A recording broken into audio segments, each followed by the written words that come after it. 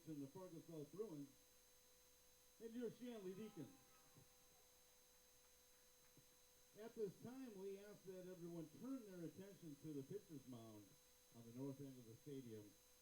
Shanley High School would like to recognize an outstanding group of seniors and the supporting cast that has made this year and the last 4 years both successful and enjoyable. And a big thank you to all the parents for their years of sitting in lawn chairs, aluminum seats, washing uniforms, but especially supporting their daughter at all the games, whether wins or losses. So at this time, please welcome senior Elena Linster, daughter of Kelly and Kim Linster.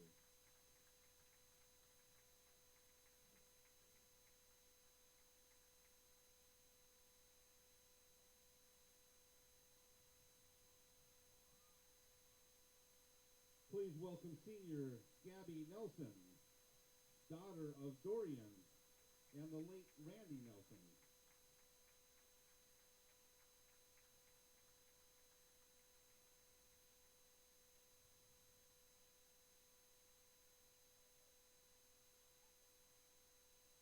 Please welcome senior Katie Pickering, daughter of Brian and Melissa Pickering.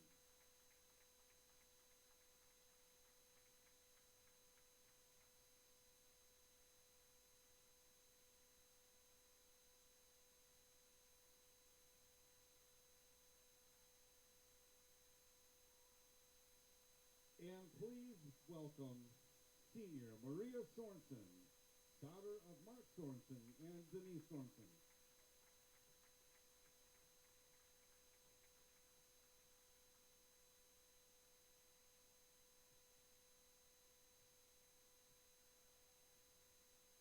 At this time, we would also like to recognize another special person. His name is Jed Thomas, son of Mike and Molly Thomas. Today's softball game is Jed's last broadcast for Shanley TV.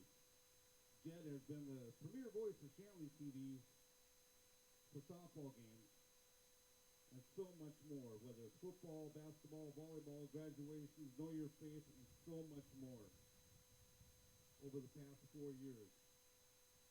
Jed, along with his older brother Gabe, have been true pioneers in bringing live streaming to the homes, phones, and other devices to alumni, fans, parents, grandparents, and relatives throughout our region, country, and yes, world. Thank you, Jed, for all your time, your commitment, and your passion. You will be missed. Let's say congratulations one more time to this group of wonderful seniors. Graduation is 1 week away, and we wish you and your parents the best of luck. Let's give these seniors and parents one more big round of applause.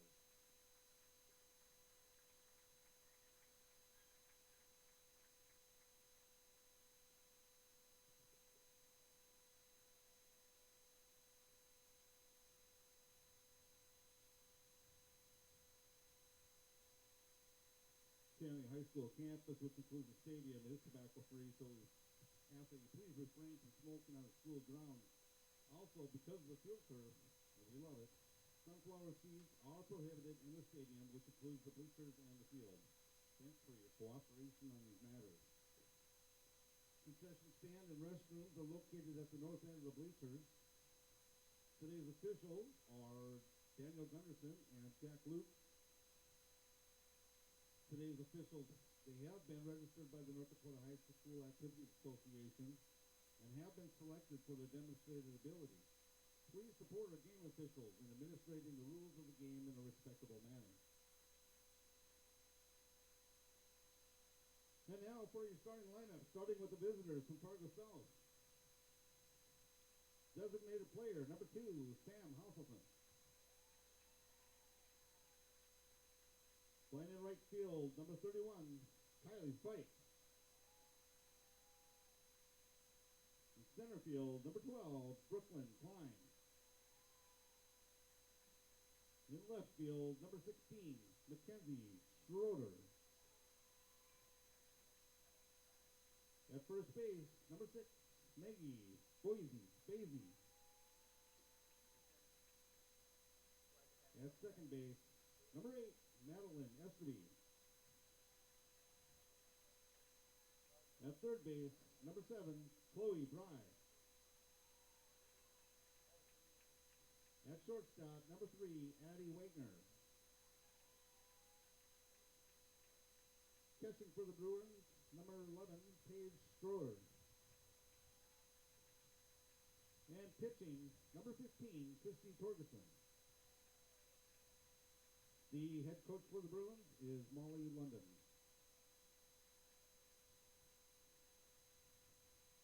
And now, for your home team, your Shanley Deacons. Designated players, number 23, she's a senior, Katie Pickering. In right field, number 1, Kinley Kudeman. Playing center field, number 2, she's a senior, Elena Lister. In left field, number 4, and another senior, Maria Sorensen. At first base, number 21, and a senior, Gabby Nelson. At second base, number 19, Erin Doomer. At third base, number 15, Izana Lucian. At shortstop, number 3, Krista Schazenbach. Catching for the Deacons, number 7, Maddie Remke. And pitching, number 10, Callie Schazenbach. The head coach for the Deacons is Vance Christensen. At this time, we ask that you please rise, remove all head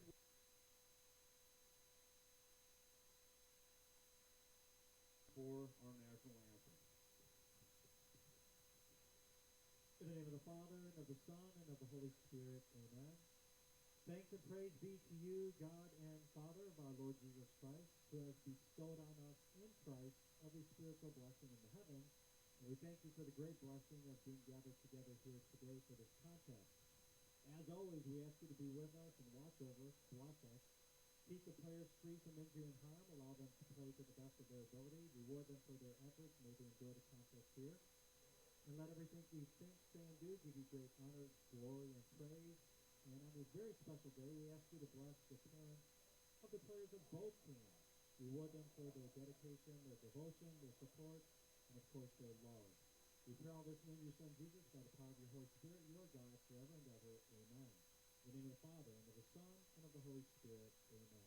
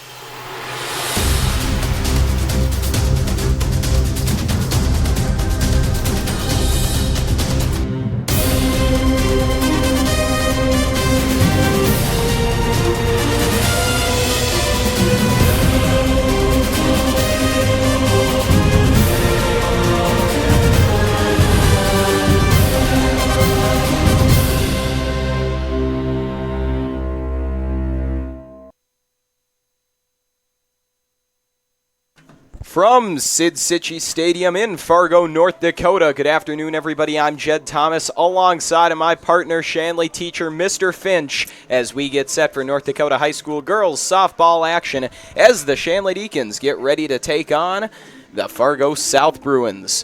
Well, folks, it's our last broadcast of the year here on Shanley TV, and I really can't think of a better way to go out. It is a gorgeous, sunny day here at Cichy Stadium as Shanley and South get ready to square off. And you know, Mr. Finch, this is one of those games where it really feels like anything can happen. You know, you're right, Jed. South coming in at 4-7 on the season. Shanley 7-7. So it looks like we're going to have a pretty balanced matchup. Wind blowing out. Beautiful day. Best weather that we've seen so far for softball. And looking forward to a good game here. For those of you that are just turning in, I do want to mention today is the final broadcast for the legend, the myth, Mr. Jed Thomas. And for those of you that have tuned in over the years, you know how talented this young man is, and he's going to give it his best here today. Mr. Finch, it's not even the first inning, and you're going to make me cry here. Let's try and keep it together. Here we go. Here we go. Thank you, though, for that. Do appreciate the kind words, but we got a game to play here. These girls are ready to go, and yeah, like you said, 4-7, 7-7, pretty evenly matched teams. Certainly has the makings for a classic. With that opening pitch, we are underway as Callie Schanzenbach's going to put that one just a little high and outside.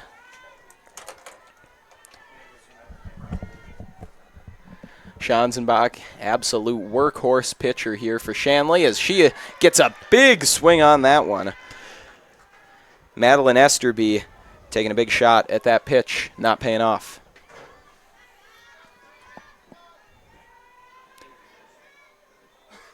1-1 the count now, and another big swing, and excuse me, guess we were off on that count, as that's a strikeout. Strikeout on the first batter for Callie Schanzenbach. That's the way you want to start.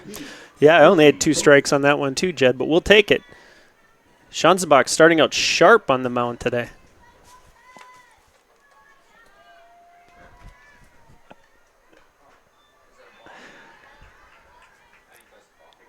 That's a ball for the first pitch against the second batter here in the lineup. Fargo South, pretty balanced order all the way across. They can do damage throughout all 9. Veteran squad, too. I see a lot of 11th, 12th graders on the squad. Yeah, certainly experience there. You are correct in that regard. They also sport a large sophomore class, features a couple starters. Christy Torgerson at the plate, though, at the moment. Torgerson, excuse me. As that one goes low, and she'll take her base. So not quite what Schanzenbach was looking for there with the second batter. Bruins, left fielder, Mackenzie Schroeder. The Deacons definitely looked sharp during infield before the game. Let's see if that carries over. Let's put the ball in play. Let's get some outs and get the bats going.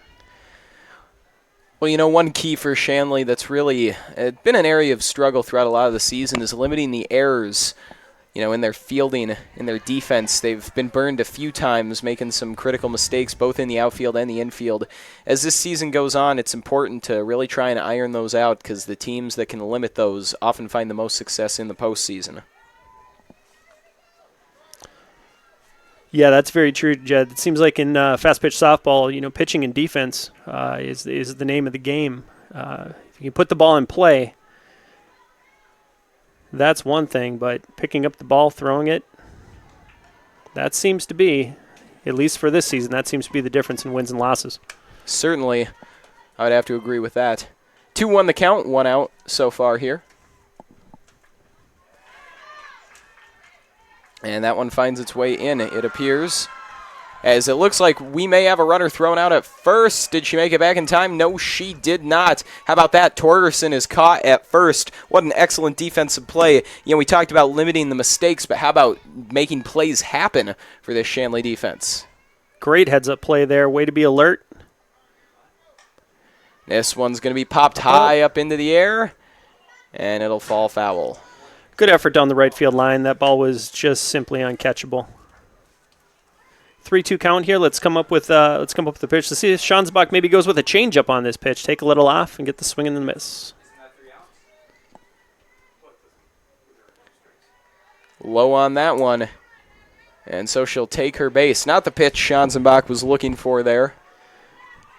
But it is still 2 outs with just 1 runner on. Still a good pitch with the number 3 hitter up there. You really don't want to give her anything that she can get up in this wind and drive. So that's a quality pitch. Oh, and that's not what you want to see. Is we've got a hit batter, and she'll take her base as well. That's Addie Wagner. And some of you folks may know her name from the basketball season. The freshman has played significant varsity minutes on that team since her 7th grade year. Addie Wagner, an absolute stud basketball player. Also pretty good on the softball diamond, as you'll see here this afternoon.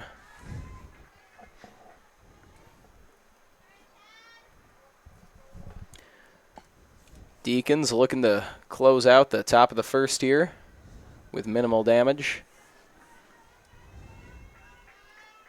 It's been a strikeout and a nice pickoff play at first that have gotten them to the 2 outs they have now, as that pitch almost gets past the catcher.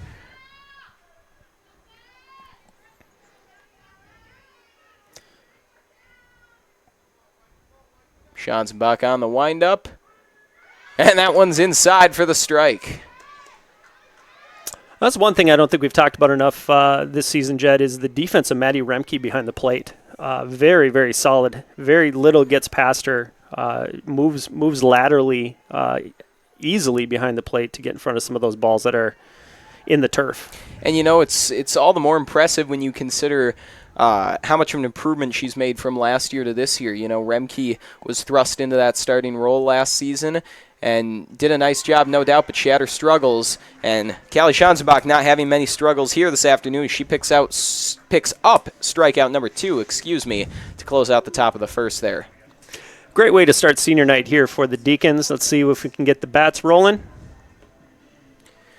And you know, Mr. Finch, that's really the start Shanley needed. One issue they've had, even when they're winning innings and playing well, their innings take a long time. You know, it takes them a long time to get the other team out of there and to do any damage offensively. So to see them, that's a pretty quick start to that first inning for them, and I think that's a good sign. They don't want to get bogged down in a war of attrition here this afternoon. Agreed. You know, those couple strikeouts in that inning, and then, of course, that really heads-up play there at first base. That kind of play will win a lot of softball games.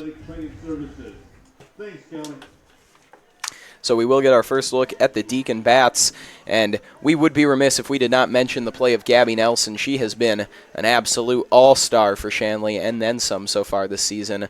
Really attracts a lot of attention from opposing defenses.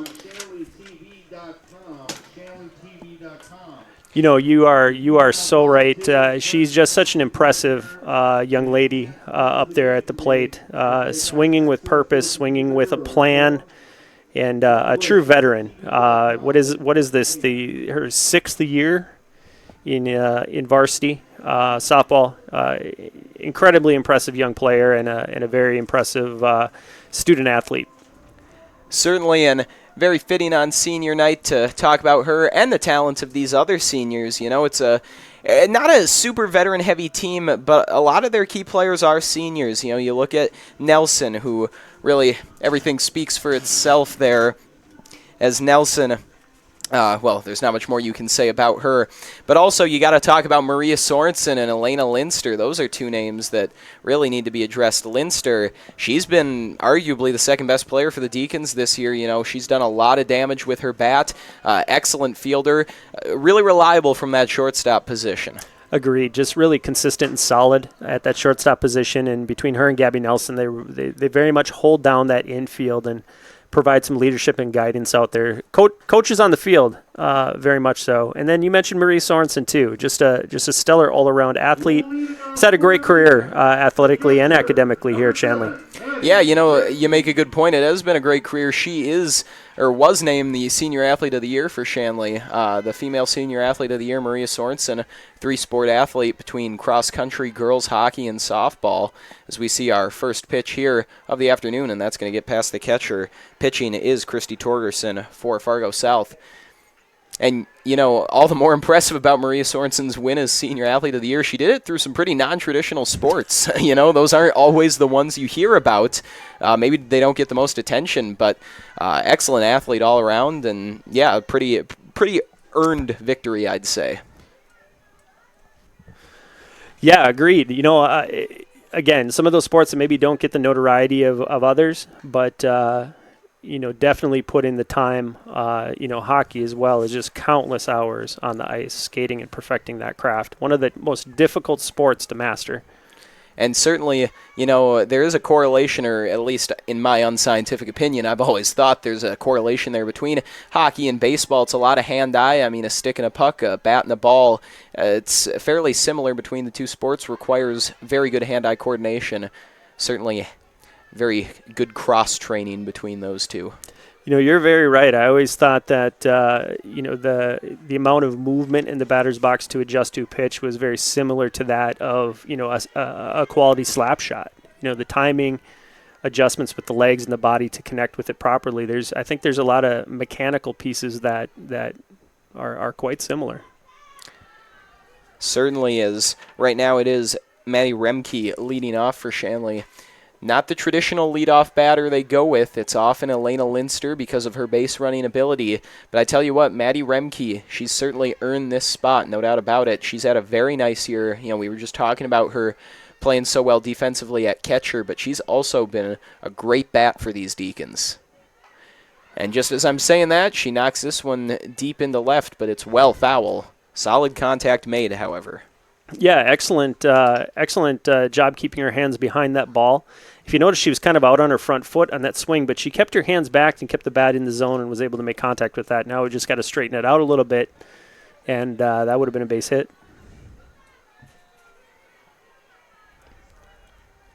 2-2. Our count here as Torgerson winds up, and whoa, that one line drive down the left side. Remke easily advances to first, and Shanley got their first hit of the afternoon with their first batter. And that was another example of that. I think if you went back and slow-mode those last two swings, I think they're very similar. She just slowed herself down a little bit that time and was able to take that between third and short. So Elena Linster, the traditional leadoff batter for Shanley, now batting number 2. She lets that one go. Easy ball call that time as it's high and outside.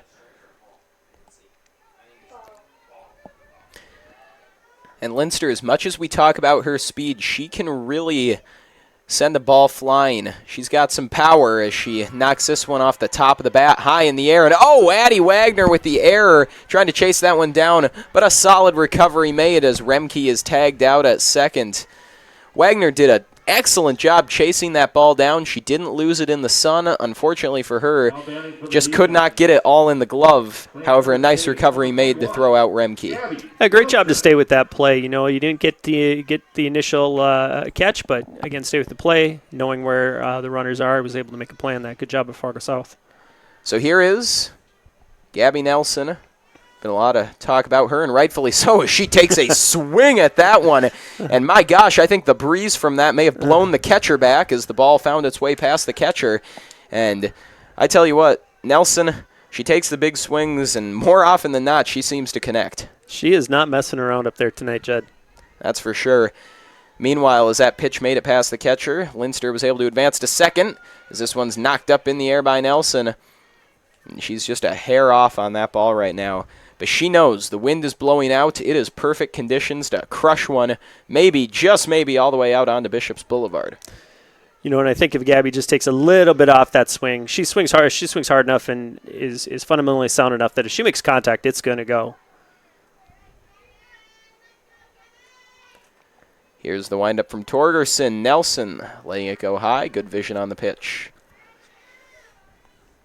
That makes the count 1-2 now as Linster remains at second base.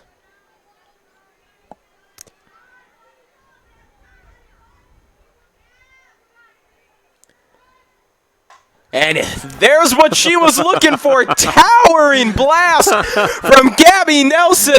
That might be the furthest hit home run I have ever seen in this stadium. That cleared the fence by 30 yards, and an actual 30 yards. That was incredible. Well, like we said, there was a reason she was swinging like that. You always know that's a possibility when she's up there. And she hits a lot of those, but I tell you what, every time she connects like that, it seems to go further and further. That was, for lack of a better description, that was a big league fly ball. I could not agree more, Mr. Finch. And how about the energy boost that gives the Deacons? Only one out. Now they're up 2-0 in the bottom of the first. And they're not always the best starting team. They can sometimes get caught a little sluggish to begin games, find themselves in a hole. Not the case right now as they lead 2-0. Krista Schanzenbach at the plate as that one's inside for a strike. That was a good take on that pitch. That was a little bit inside. That wasn't quite what she was looking for. Let's see what she's got with this 1-1 count. Good eye. Very good eye. That was a fast rising ball. Saw it coming the whole way. It's been an up and down start for Torgerson so far. Certainly holding her own, though, as she elicits a very strong swing from Schanzenbach. And the Deacons, they're not holding back right now. They're really chasing after a lot of these. I don't want to say they're chasing pitches, but they're certainly not afraid to swing at these. No, that's for sure, Jed. They definitely are having fun out there right now. And that one's going to be knocked straight down into the turf. Keeps our count at 2-2.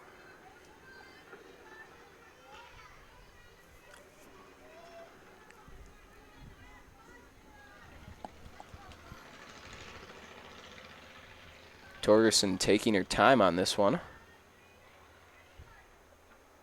Now she lets it go, and it's high and outside.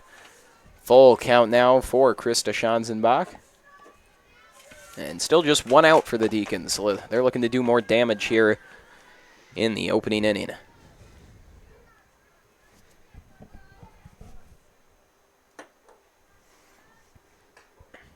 Schanzenbach able to connect on that low pitch, but not able to get it too far as she's thrown out at first. Good defense there from the Bruins. Yeah, good patient defense there, waiting for the hop that they wanted there. Fielded cleanly and a nice strike over to first base. Good job by the Bruins.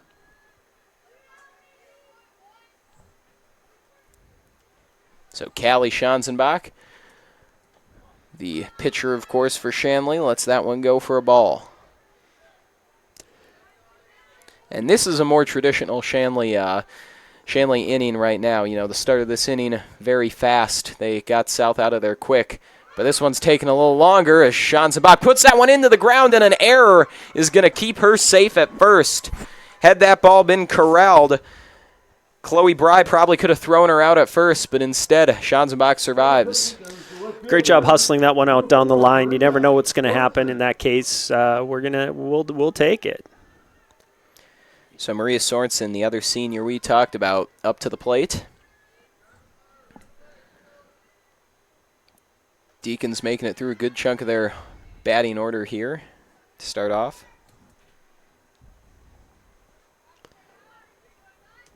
One-0 count after that pitch.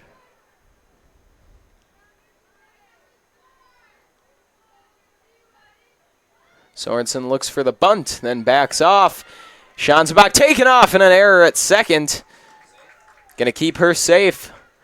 Again, the benefactor of some shaky hands out there for Fargo South. Good aggressive move by the Shanley coaching staff, putting the bunt out to bring the infield in and then stealing the base. So that was a great aggressive move early in the game as we tried to add a run to this lead. That one's outside, and it's going to work its way past the catcher. Schanzenbach making it all the way around the bases in an unconventional way, but she will take it. Get there any way you can. That's for sure, as we're now looking at a 3-0 count for Sorensen.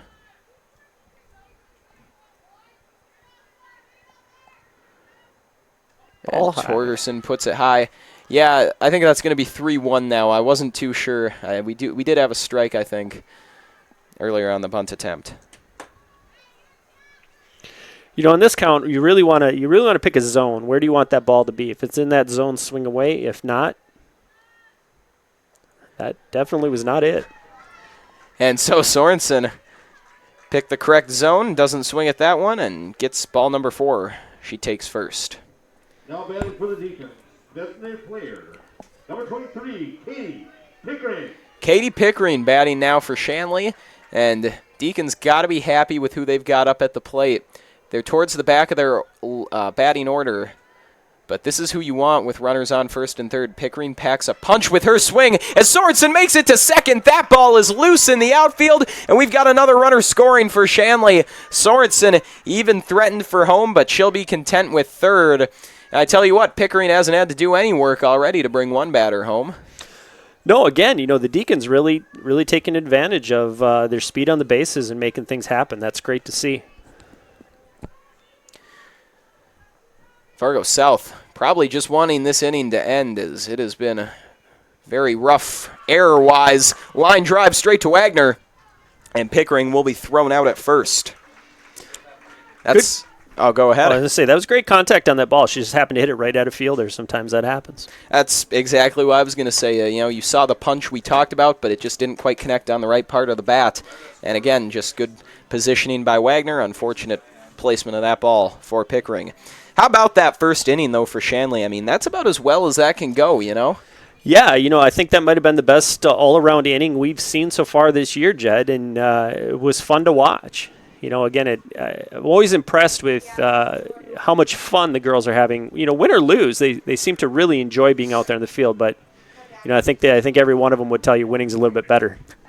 Certainly, Mr. Finch, but you make a good point. You're never going to win if you're not having fun, and they certainly seem to have their fill of it out there, and that's what you want to see, especially in high school sports.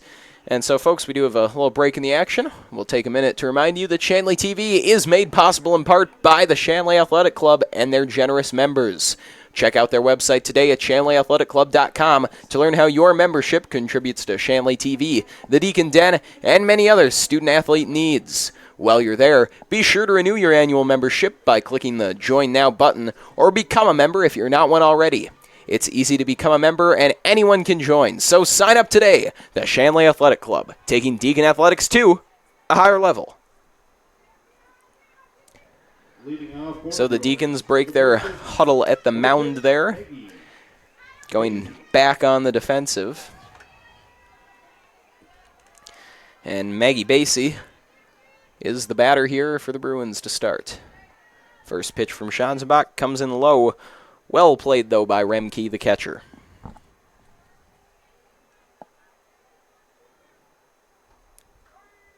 That one does find its way inside for a strike. Schanzenbach able to even up the count at 1-1.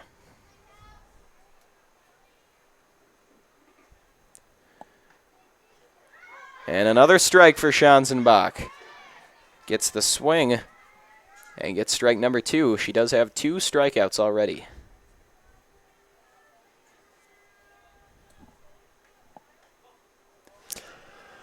That was a nice pitch. I think that's my favorite pitch that she throws. A lot of times she's with the fastball inside and out, but that changeup, that's fun to watch. You can just watch the hitter be puzzled as that one comes in.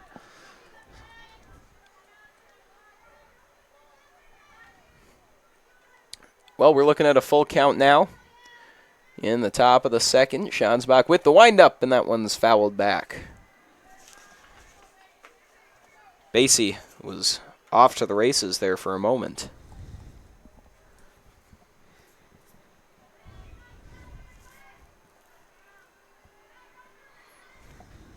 And this one's going to be roped down. Oh, what a grab by Linster. Or excuse me, no, that's Schanzenbach in that shortstop position.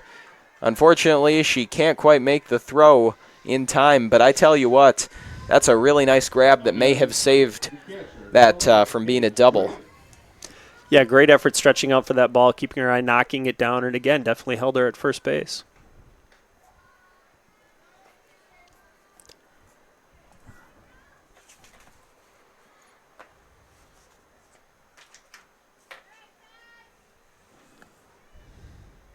Schanzenbach finds that one inside. That evens up the count 1-1.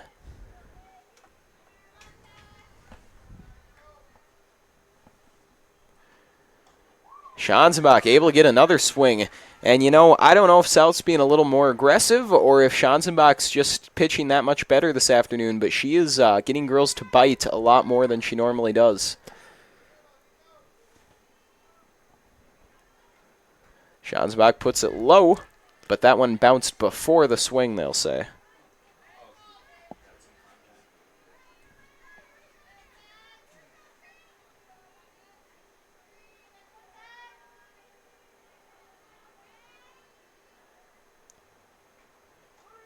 And that one's inside for the strikeout. How about Schanzenbach to start this game off? Very impressive. She's on fire out there, and one of the things that I like to look for with a pitcher on the mound is if you watch the hitter and when they begin their reaction to the pitch, when they decide they're going to swing. Right now, it's pretty late for Fargo South. That ball, oftentimes you'll see about when the ball's halfway, you'll see them start to commit to the ball. South, it's a little bit later than that right now. That means that her ball is either moving up or down, or she's locating really well. But this is about the best we've seen her pitch so far this year. Yeah, I'd have to agree with that assessment as Schanzenbach gets another big swing. And, yeah, like you said, it really could be any number of those things. I think you're right. It's just a few of those adjustments. It often doesn't take much to really put a big change in your game. I mean, you can add in the fact, though, that sometimes you just have better games than others, and this certainly seems to be a better game. Well, and I think, too, sometimes when you watch, fast-pitch softball, it seems like it'd be kind of easy to get up there and hit that ball, but that ball is getting on you in a hurry from that distance. Well, that ball's coming down in a hurry as there's going to be the throw out at second and an aggressive play to try and get the out at first. Doesn't make it there, but you like the effort from the Deacons, as that's just going to be trading places between those two Bruins. Batting for the Bruins, the right fielder, number 31, Kylie Fike.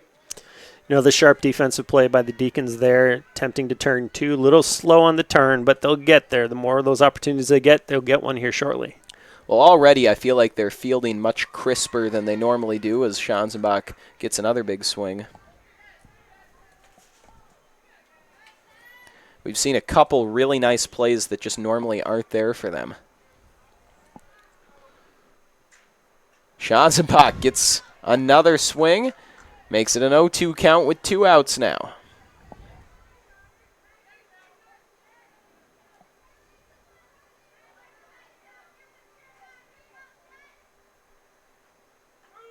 And strike number 3. How about that? 3 pitches, 3 strikes, and strikeout number 4 for Callie Schanzenbach.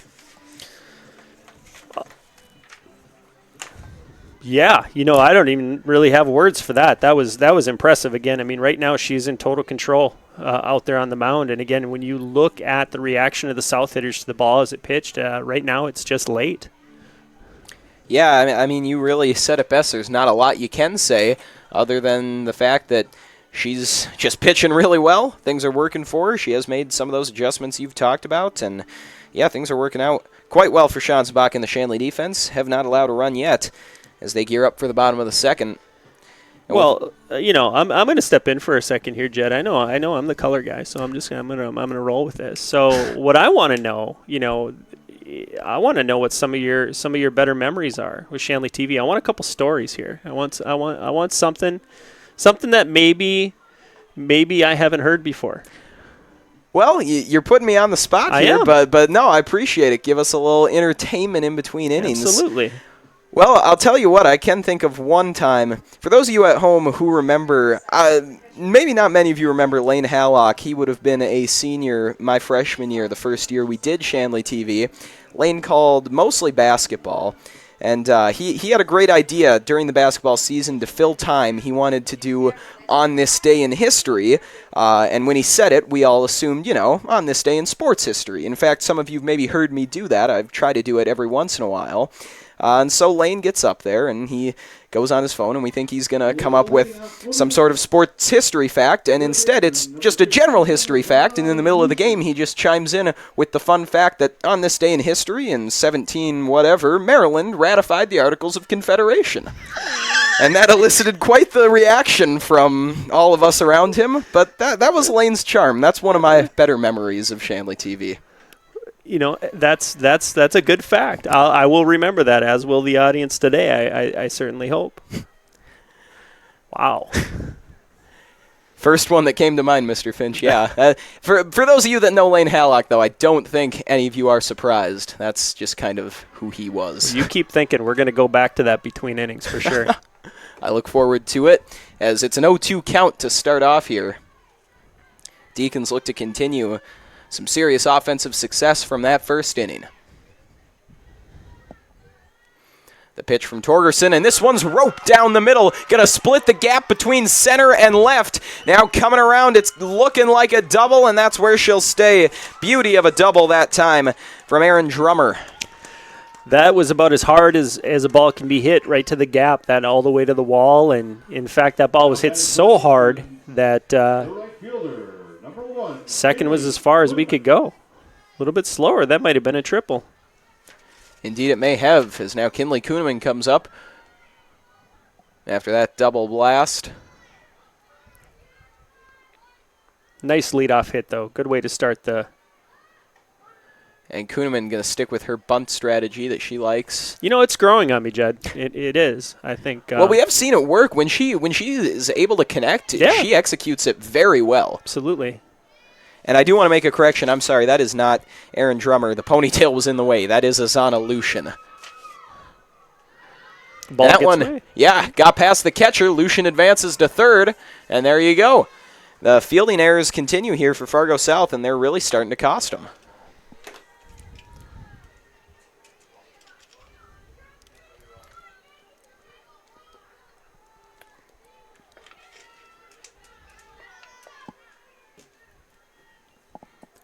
The windup and the pitch is just a little high that time over the head of Kuhneman.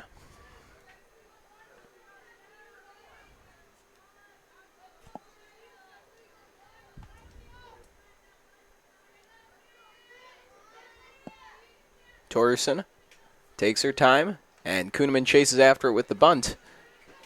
Can't make contact, though. You know, that the drag bunt in slow pitch softball, that is a high level skill. You know, that ball oftentimes is coming, it's actually moving upward, and to connect on that is quite difficult.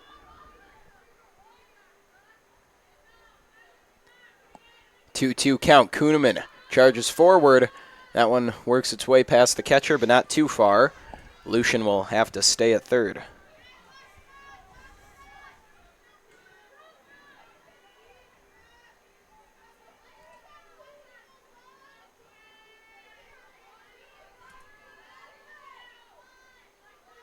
Full count now.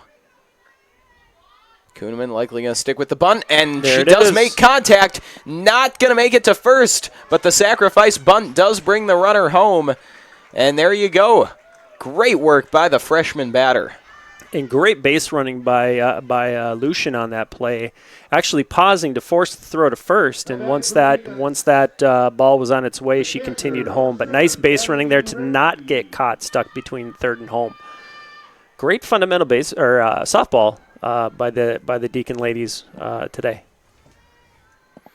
Yeah, definitely the most solid game from top to bottom that we've seen so far, as that pitch is high and outside.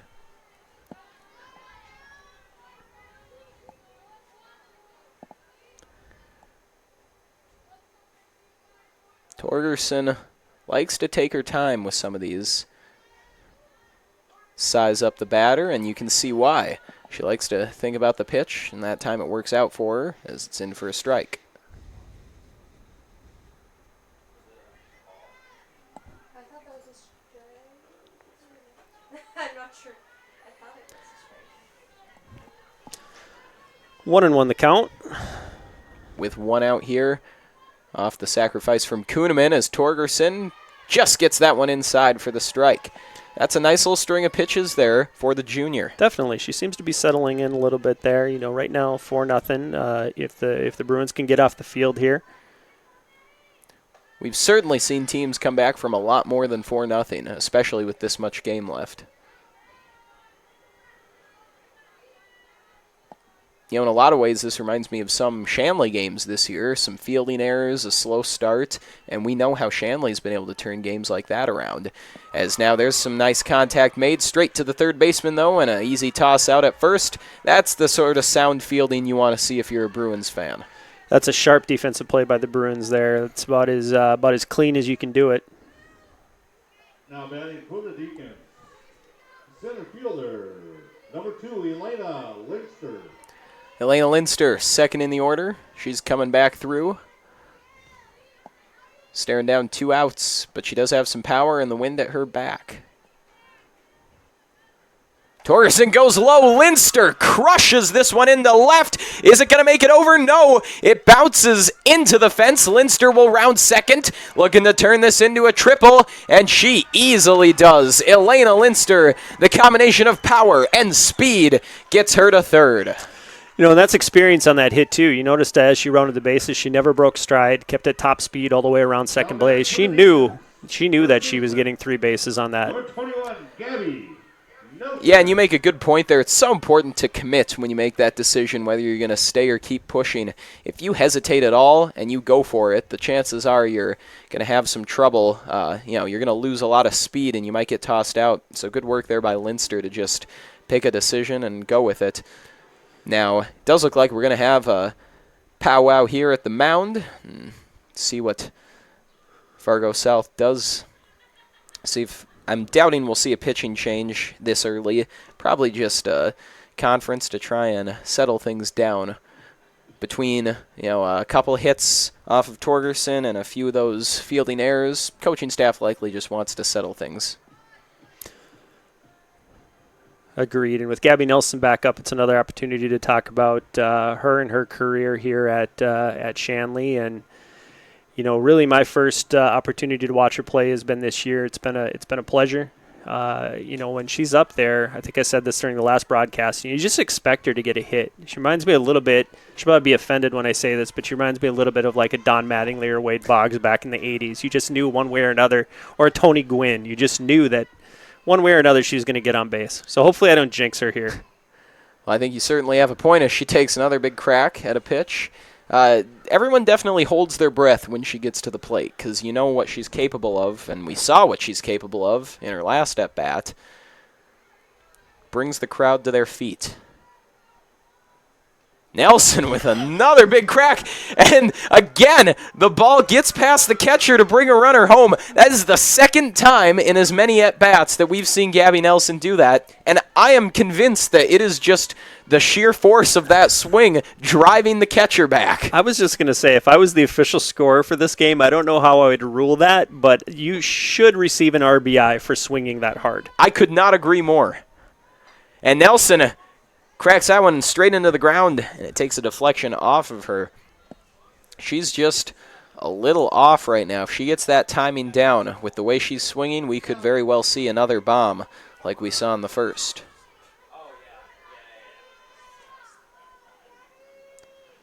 Torgerson goes low. This time Nelson lets it go.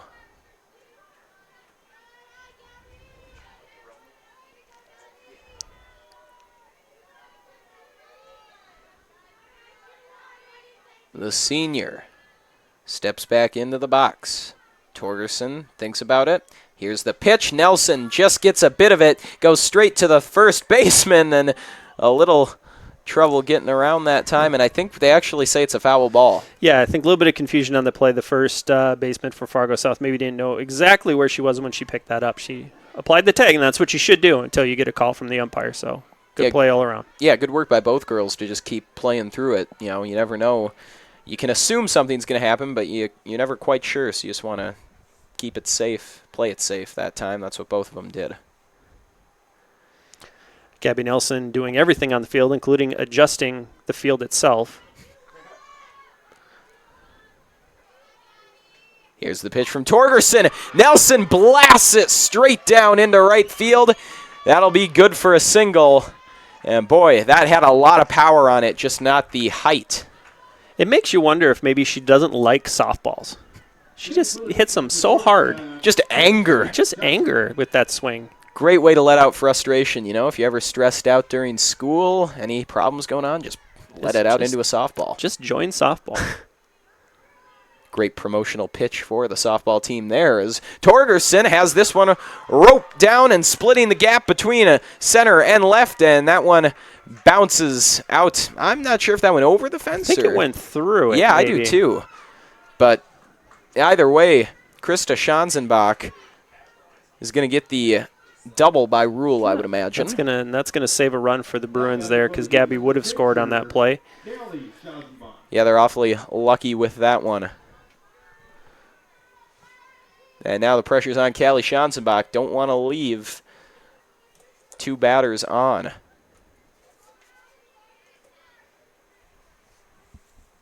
Schanzenbach makes contact, but it is a high foul ball, and it drops near the stands out of play.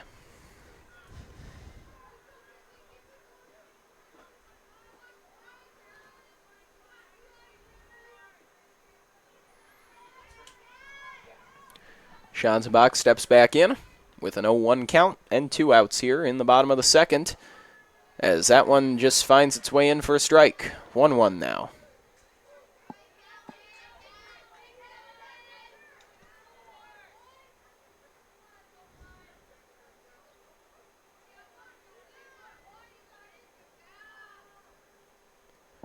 Torgerson gets the big swing, and that does it for the second. Fargo South survives with not too much damage taken. You know, I mean, they obviously they'd like things to go a little differently in that inning, but all things considered, they're happy to leave Nelson and Schanzenbach. It was Nelson and Schanzenbach on base.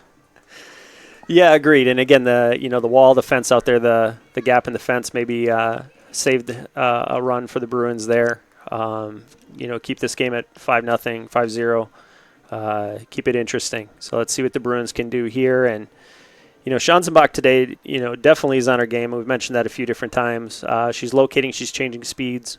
And up to this point has South kind of guessing. So we'll see what South can do here coming up. Back to Jed Thomas, because to me, this is Jed Thomas Day in my book. The girls, they have more games coming up. This is the last game for Jed Thomas. Now, Mr. Finch here, myself speaking in the third person apparently for some reason, I do have a Twitter account, and I've tweeted twice in my entire life. Once for a second 2-year-old's birthday, and then today for spending the time in the booth here with Jed. And I'll let Jed talk here in a moment, but I want to make sure everybody understands the time commitment that this gentleman has put into his craft here and what he's done for Shanley TV. It's incredible. A lot of times 3, 4 things a week, getting those things ready. And a lot of students that, are on your traditional teams haven't spent as much time as Jed did. And I think that's something in the future. Jed will be done after night, but in the future, when you walk into a gym in the middle of January and it's cold and you look up in the bleachers and you see somebody up there doing the game, go up and say hey, or go up and say thank you for that, because it's a commitment and it's a huge addition to our athletic community and just our overall Shanley JP2 community. I'm going to stop at that, and you're up. Well, thank you again, Mr. Finch, for the kind words. And I like the ring of Jed Thomas Day at the ballpark. Maybe they'll give out some bobbleheads of me. You never know. But 0-2 the count as we get back to the action here. Shanley looking to put away the Bruins quick once again. Schanzenbach's been having just a great day out there. It's a beautiful day for softball. It's been a beautiful day of pitching for her. She's looking to continue that trend.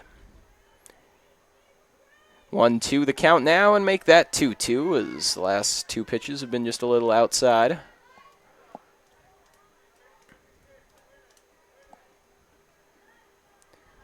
The junior pitcher got a few games of rest, as that one's blasted right past her and into center field. Linster, calm, cool, and collected, going to scoop it up and throw it right to second.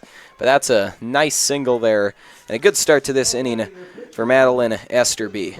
Yeah, nice base hit right back up the middle. Again, she got a pitch right where she liked it, drove it right up the middle. Great opportunity here for South to maybe get on the board.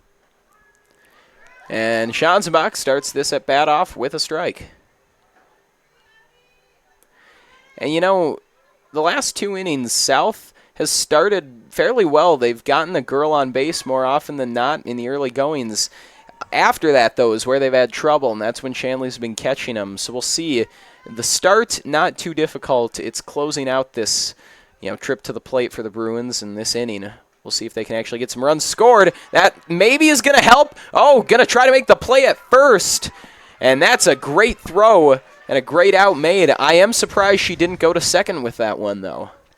Yeah, it might have been a situation where our second baseman was on her way to second, and perhaps the runner got between the shortstop and the second baseman at that play. So she took not even the sure out. That was a difficult play, getting that over there in a hurry.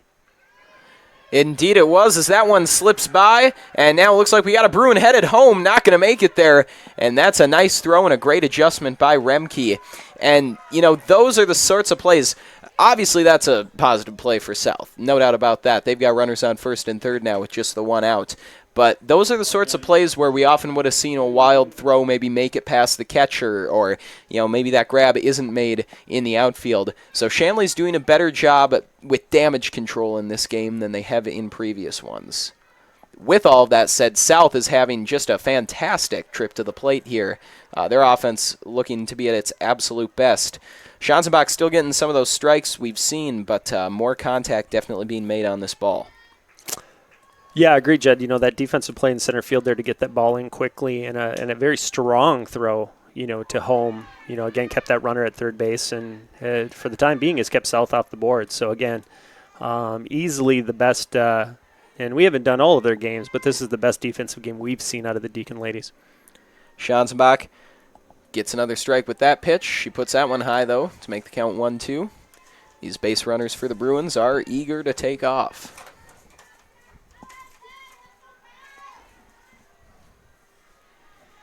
Here's the pitch from Schanzenbach, the swing. And maybe not a strike that time. Unfortunate break for the Deacons, as the pitch was just a little wild and making its way past there.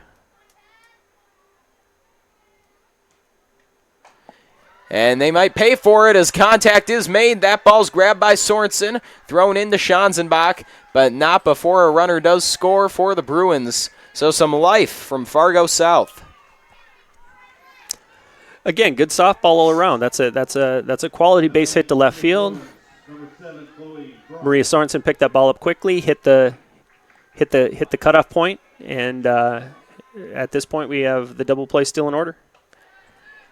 Yeah, this is just a very impressive performance from the Bruins, a very impressive turnaround compared to the opening few innings of this game. And there's some more contact made. The out is going to be there at first. Runners will advance to second and third, but Shanley does get it to 2 outs now. And again, I think that was one of those times where that ball potentially could have been a double play. But it seems like, in watching softball this year, if you can limit the damage by, just taking the outs that are there for you, that seems to be the thing to do. And here's an opportunity to end the inning, and they will. That's a nice recovery from the Deacons. Probably fortunate to have only surrendered 1 run there. Agreed, and great scoop there. I couldn't quite see it from our angle, but that looked like that was a nice job of Gabby Nelson picking that one up off the turf, and getting out of the inning.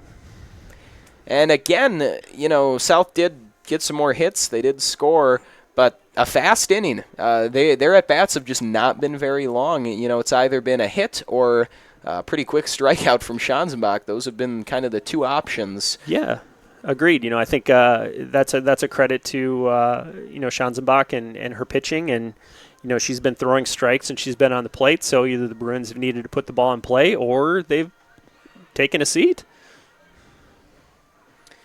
And so, folks, we do have a little time here, so I'd like to give a shout-out to Kirsten Keeley tuning in and watching the game from the newsroom of WDAY. Thank you for tuning in, Kirsten. Appreciate you reaching out to us. And, folks, if any of you are watching this game at home or anywhere and want to get in contact with us and let us know where you're watching from, please let us know on social media. You can connect with Shanley TV and get the latest updates about Shanley sports teams, plus reminders about our upcoming broadcasts. And you can do all that through our Facebook page at facebook.com/ShanleyTV, or Twitter page at ShanleyTV, and now follow us on Instagram as well at ShanleyTV. So any one of those 3 platforms, feel free to reach out and let us know if you're watching.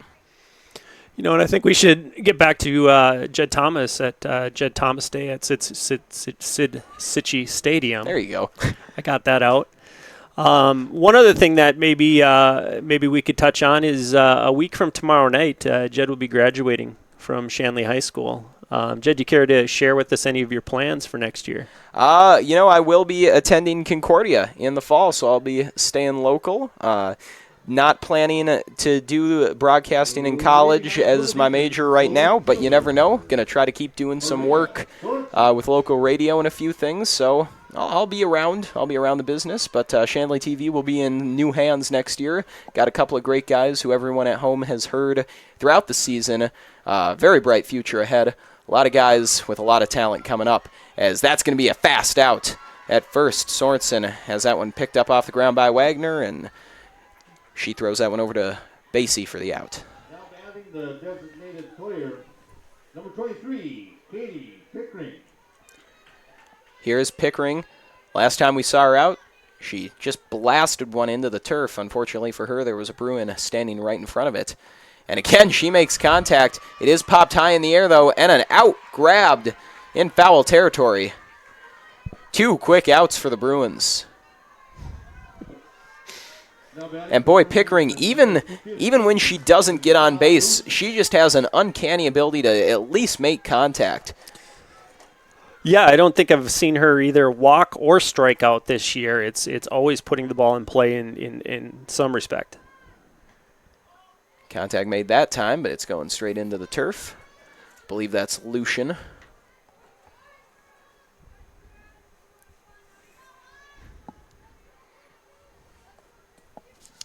Lucian will step back in. 1-0 our count. Just an 8th grader, but she's going to knock that one into the outfield and make it to first. Oh, and an error out in left. Going to let her advance all the way to second. So Lucian, the benefactor of a little slip up there in the outfield. Yeah, no, the Bruins are having fun out there. That's one of those that if she could have it back, she would use her glove and use 2 hands. You know, I'm sure she's in her mind. She's hearing, several former softball coaches screaming 2 hands right now. I would have to agree. They are loose out there, and that's a good thing. Maybe just a little too loose that time. And like you said, it's a fundamental thing. You make that mistake once, and then you don't make it again for quite a while after normally. 0-1 the count as Kuhneman just keeps chasing that bunt. It works well for her, so you can't blame him for trying.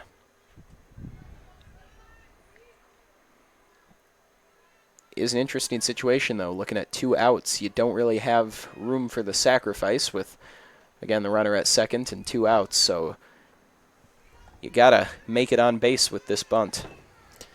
You know, it was interesting, Jed. I happened to catch a little bit of the NDSU women's softball team this weekend, and several of their players use this same strategy. So I'm going to assume they know more than I do.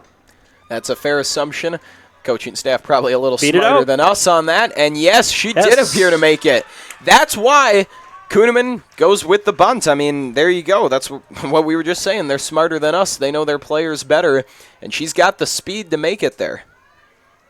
Great play. I mean, that's a high-level softball play, getting that bunt down, fair and moving runners over with 2 outs. I mean, there's confidence in that.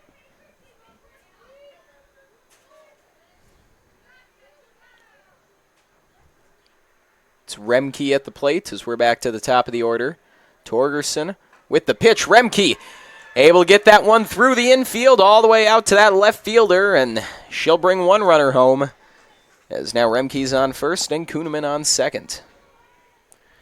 This is the part of the order Shanley really wants to take advantage of. Center fielder, number 2, Elena Lindster.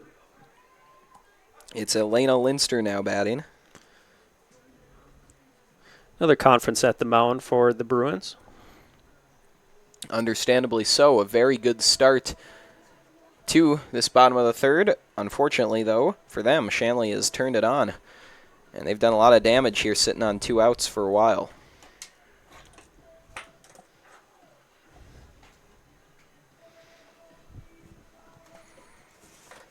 Again, I would not expect a pitching change here, but we might actually have one. Looks like we're going to have Madeline Esterby coming over from shortstop. Well, you know, this is actually the first in-game pitching change I think I've seen this season. You know, with softball, you so often have that one workhorse pitcher in large part because of the motion of the pitch. You don't have to worry about pitch count. You can, you know, work one player pretty hard. But you do have to have depth there for when a player does, you know, burn out a little bit, get a little sore, or when a player is not having their best day at the mound. And that's the case right now as Esterby warms up. You know, and that's good coaching, too, and knowing your players and, you know, maybe identifying, you know, some fatigue. And, you know, when a player does get tired, that's potentially with pitchers, that's when injury can happen, that repetitive motion. You know, the other thing about this, too, one thing I've noticed over the course of this season is the variance in deliveries from these pitchers. Every one of them seems to have their own unique piece. So, you know, bringing a new pitcher in here with Lindster and Nelson on deck, you know, perhaps you can get out of this jam and stay in this game. That's a very good point, and you're not wrong. I mean, I've seen the same thing. A lot of players with very different motions pitching, and it can be hard to adjust to that in game. I think you make a very good point. This is likely somewhat strategic, given that they're in a tough spot and they just need one more out. So if the foreign style of pitching can get Lindster, well, there you go. We are going to have an out at third, and that will end the inning. So it proves to be a smart decision from the South coaching staff. That worked out, and that was an interesting delivery on. There was a lot of movement before that ball was released, and again, that can take a little bit of time to get used to. Sometimes you need to see a pitcher, you know, once before you can feel comfortable at the plate. And again, nice move by the South coaching staff there. So we get set for the top of the fourth after that, and folks, we would like to say, if you've enjoyed watching our ShanleyTV.com broadcast, please consider making a donation to help us continue to bring you quality programming. We rely on donations to bring you every broadcast, and we need your help to continue to improve the quality of our productions and add new features for you, the viewer, to enjoy. If you're interested in donating, please contact Joel Shuey at 701-893-3225. Again, that's Joel Shuey at 701-893-3225. You know, Jed, I was so impressed with your on this day in history from, and again, you told the story earlier where it came from, that I actually did a little research today and found out a couple things from this day in history. And in 1804, Meriwether Lewis and William Clark actually started their expedition. Pretty big deal in American history. Israel became a state on this date in 1948. And the last episode of Seinfeld aired on this day in 1998. Boy, this is a very significant day in history. It seems to be. I tell you what, those facts are a lot better. You know, the funny thing about it, I normally do the On This Day in Sports History. When I do, it's usually spring sports, and always around this time of year, it's always the same fields. It's usually baseball and the Kentucky Derby and other horse racing, and cricket. Those are usually the three I can find. So the regular history facts kind of blow the sports history ones out of the water, at least this time of year. You're not wrong. I found a lot of Kentucky Derby facts today, and I know literally nothing about horse racing, so I left them where they were. I would have to agree. That doesn't mean I haven't read some before, though, in desperation. So here's Schanzenbach with the pitch, and she gets a big swing. Continuing that trend as Paige Schroeder took a whack at it.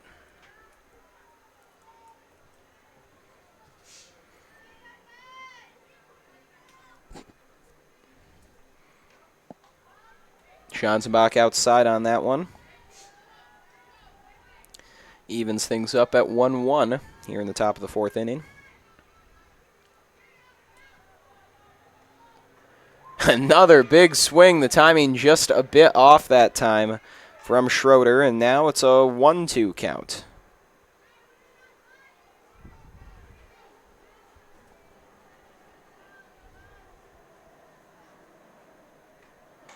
Schanzenbach not able to pick up the third strike that time. That ball is going to stay fair, trying to throw it in back to second, and that's good work by Shanley to mitigate the damage, but that's also a very nice double from Schroeder. Nice base hit. Stand-up double into second base there again, sparking the Bruins with nobody out here in the top of the fourth. Now batting the designated player, Sam Hasselman. You know, also, Jed, when I was looking around today at some facts, I discovered that the first softball game was actually played indoors. And it wasn't for some time before the game actually moved outdoors. And the original softball was actually a boxing glove. You know, if you were making that up, I could not tell the difference. I believe it just as much as I don't, so I'm going to have to take your word on that one. There's no reason not to, I guess. But I mean, for those of you at home, if you want to fact check Mr. Finch, tweet at us, Chicago, please. Illinois. With a boxing glove. With a boxing glove. It was a soft ball. I mean, I guess that does make sense. I believe the gentleman's name was George Hancock that invented softball. And Nelson grabbing the pop fly, motioning towards third that time, testing the waters and keeping Schroeder honest there. Now batting the right fielder, Kylie Pike. You got to kind of wonder if Mr. Hancock back in, let's see, when was this, 1887, envisioned Gabby Nelson's swing. You know, I don't think you could get the kind of power behind a boxing glove that you can a modern-day softball. That said, I would not be opposed to a little exhibition to see what Gabby Nelson can do to a boxing glove. That's a drive straight down and into left field, and that's also going to be a score for the Bruins as this ball's brought back into the infield. And that's run number 2 scored for Fargo South in this game. Now batting for the Bruins, the pitcher, Madeline Esterby. So Esterby, formerly the second baseman, now the pitcher, is up to bat for Fargo South.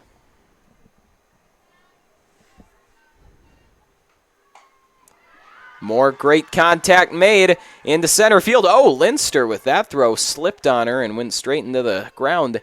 You know, that wasn't the worst thing, though. It took a good bounce, and it also eliminated the risk of her overthrowing. Now batting number 15, Christy Torgerson.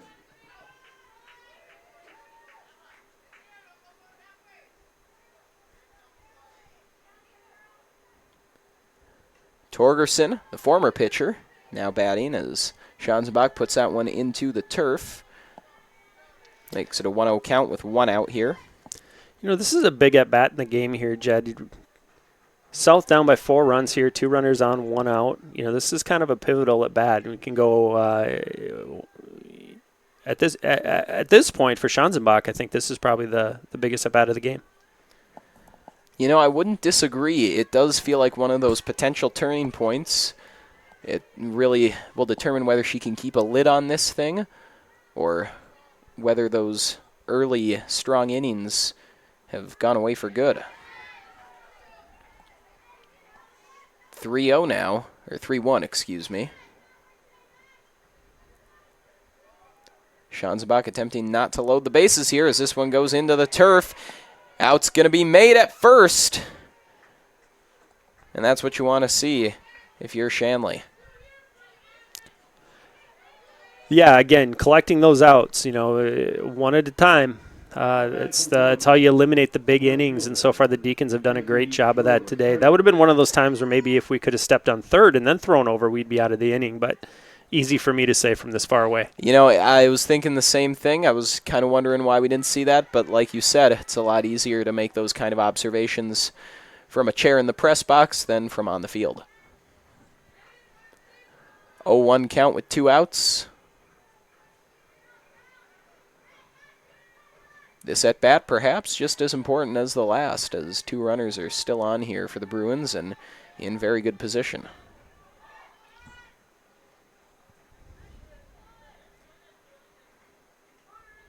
Schanzenbach kept it low but snuck it inside there to give us a 1-2 count.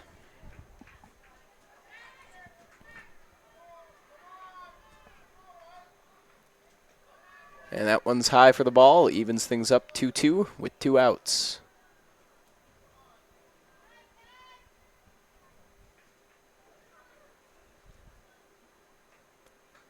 And she goes high with that one as well for a ball. You know, on 3-2 here, the runners are going to be moving on this pitch. So at this point, we want to knock the ball down and get it over to first base as quickly as possible. We'll see if they can do that as that one's kept no low. Need. And the swing, and you are right, no need for that. Schanzenbach picks up, unofficially, by my count, her 5th strikeout. And what a critical situation to do that in. You know, Jed, this might be a perfect time to wish George Lucas a happy 74th birthday today. I mean, when isn't the perfect time to do that, Mr. Finch? It's a very good point. You know, with all this talk about history, I did decide to take a look at the sports history page I normally check, and I tell you what, there are some actually pretty solid ones for this time of year. On this day in 1906, the flagpole at the White Sox ballpark broke during their pennant-raising ceremony. Perhaps not a great omen for the future. And on this day in 1918, Sunday baseball was made legal in Washington, D.C. I'm not sure if I'm for or against that. I can't really tell you where I fall on that issue either. Have to do more research. Happy birthday to George Lucas as well, though. Appreciate you shouting him out. Hope he's tuning in. I'm sure he is. Gearing up for the bottom of the 4th here. Shanley, you know, the struggles have really only been on defense these last few innings. They continue solid production on offense.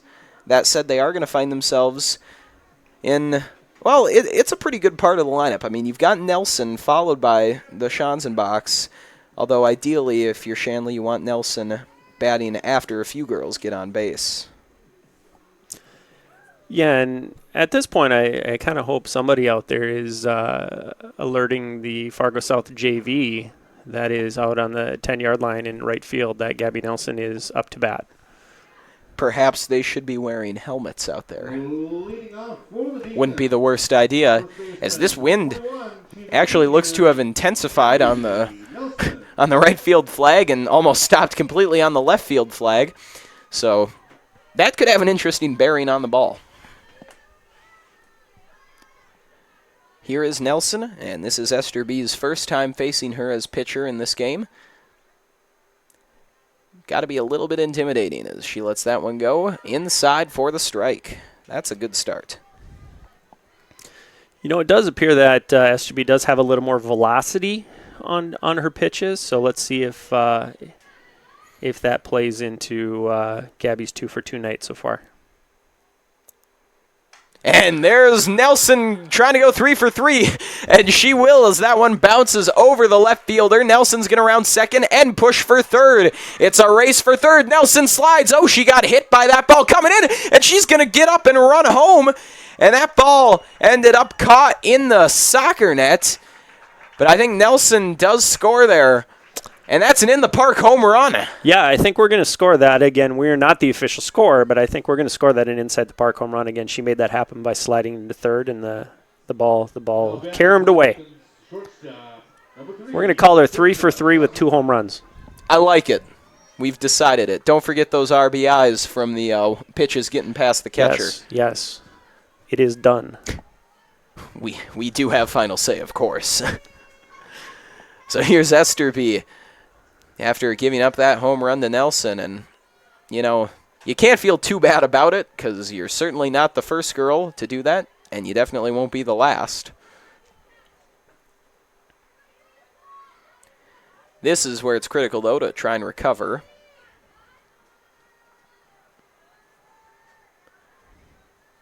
Krista Schanzenbach, she's had some very good at-bats in this game, but she lets that one go for the strike.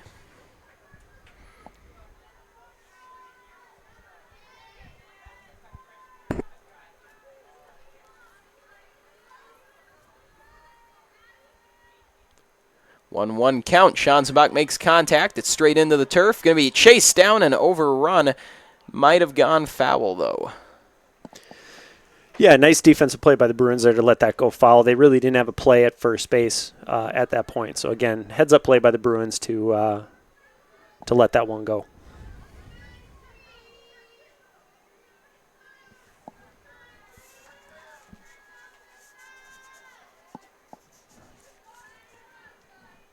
One-two count with 0 outs now.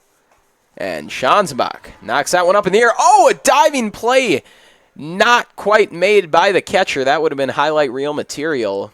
But that one just doesn't find its way into the glove. She looks a little shaken up, but not too worse for wear.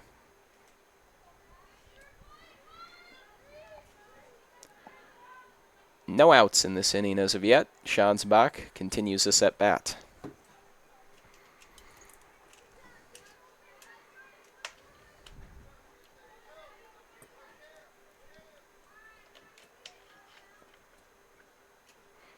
Esterby taking her time with this one, sizing up Krista Schanzenbach. Here is the release, and that one's high for a ball.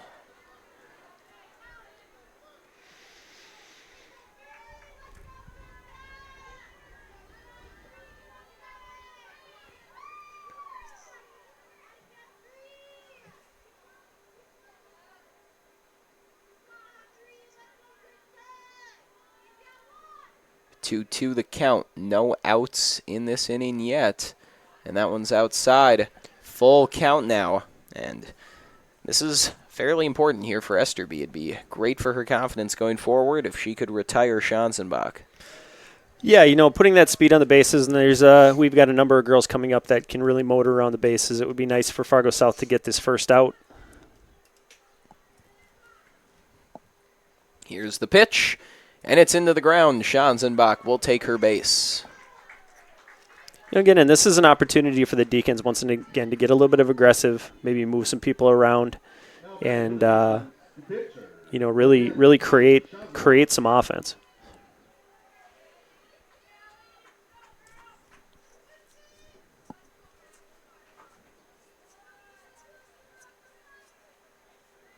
So it's Callie Schanzenbach, the pitcher, and sister of Krista, who lets that one go on the bunt attempt.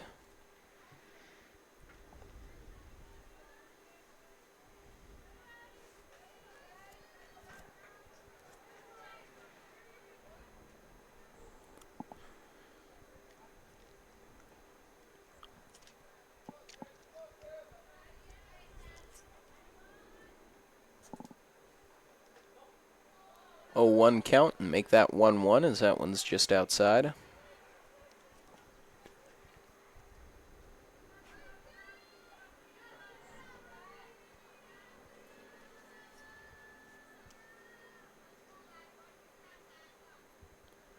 Esterby with the windup. That one goes high. Schanzenbach running for second, and oh, they say she's out. Didn't quite make it there. A nice throw and a great grab and a tag by Wagner.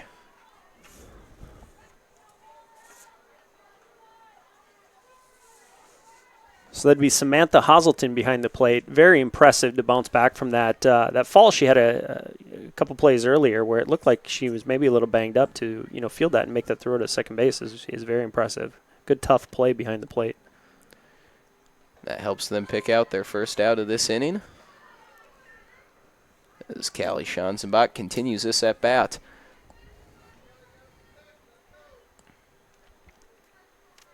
Two. Counts all evened up.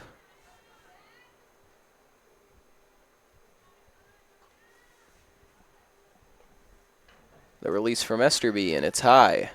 We got a full count now. And that's another full count for Esterby. Second time in a row she's been in this situation.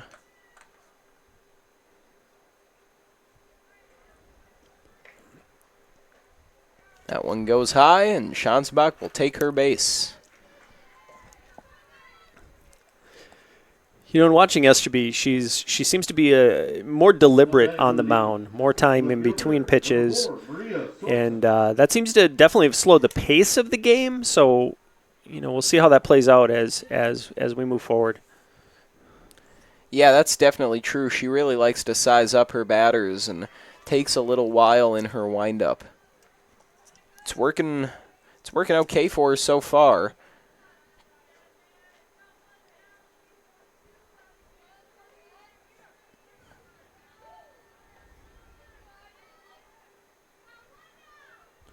Esterby again takes her time and puts it high for the ball. And you know what? This is one of those days where you really appreciate a sport like softball. It is gorgeous out. It is just very quiet and serene.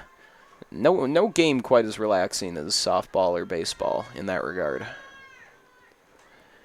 Nice. Sorensen with a beautifully executed bunt, but I don't think she made it there in time. Just a step slow, and that is out number 2. Out number 2, and unfortunately we didn't advance the runner either on that play, but, or did we? I believe we did. Oh, we did. Go Okay, from she did first move. to Okay, second. she did move. And so here's Pickering, who, as we've talked about, no problems making contact. It's just avoiding the outs.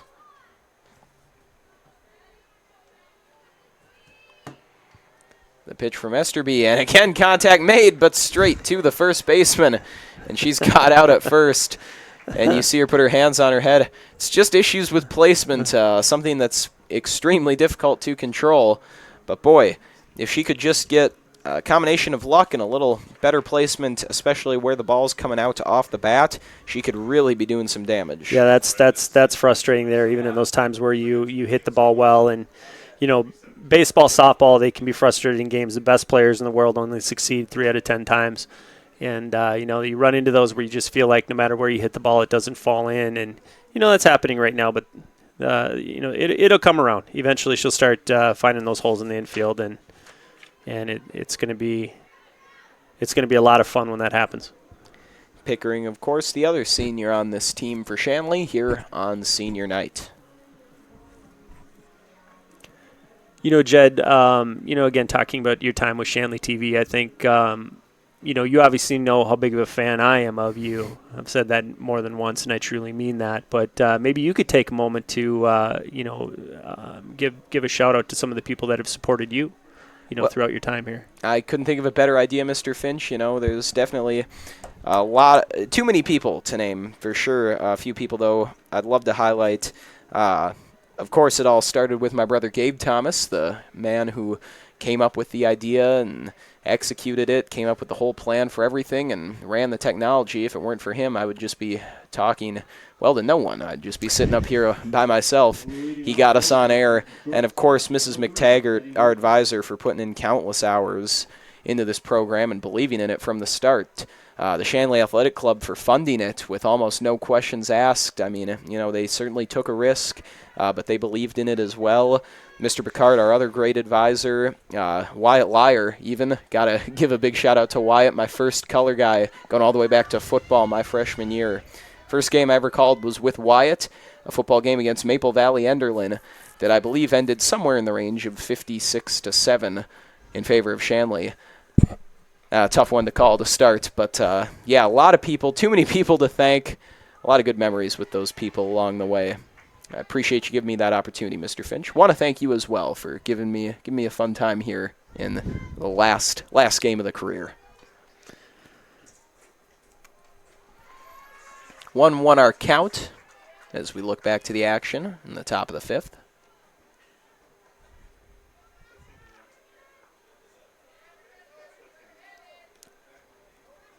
Schanzenbach has been holding things together, but she's had a few more plays like that where contact has been made. Gonna have to rely on her defense, her fielders behind her to make some plays. This is a good job by Schanzenbach jumping out in front of the first hitter, getting up 1-2 in the count. Let's see if she can grab that first out and slow the Bruins down here in the top of the 5th.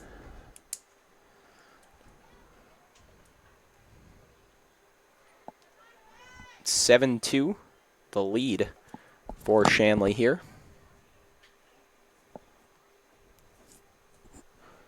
Here's the pitch from Schanzenbach, and it bounces in front. That'll get us a full count. Addie Wagner in the box, looking to do some damage.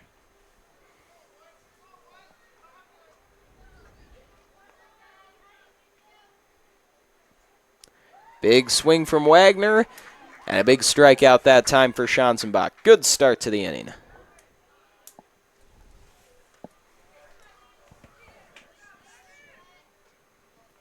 Next up to bat, it will be Chloe Bry. Number 7, Chloe Bry.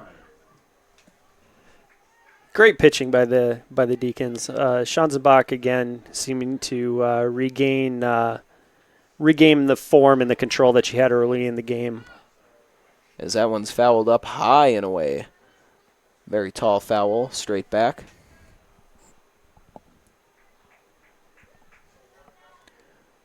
Oh, 1 the count now after that with 1 out. And that one's low. 1-1 our count now.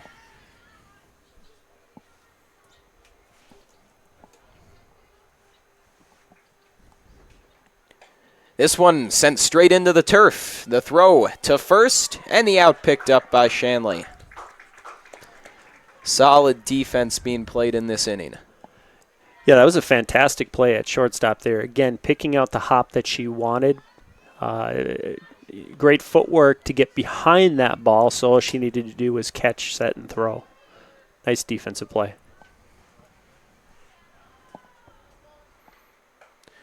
Solid contact off the top of the bat, but a little too much off the top.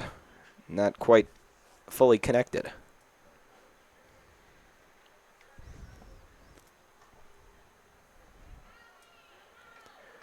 Again, contact made, again off the top of the bat, and again foul. You know, again, one of the things that I really appreciate about watching softball as opposed to, say, Major League Baseball nowadays is how defenses play hitters straight up, even with a left-handed batter. In the batter's box, the Deacons are playing pretty much straight away, not only in the infield but in the outfield as well. You watch Major League Baseball now, and they have different trick defenses for just about every hitter that comes up, and it takes some of the fun out of the game, in my opinion. It's nice to see, again, you know, a defense playing straight up, covering positions, and you know, working as a team. I think that's important. So 2-2 our count now with 2 outs.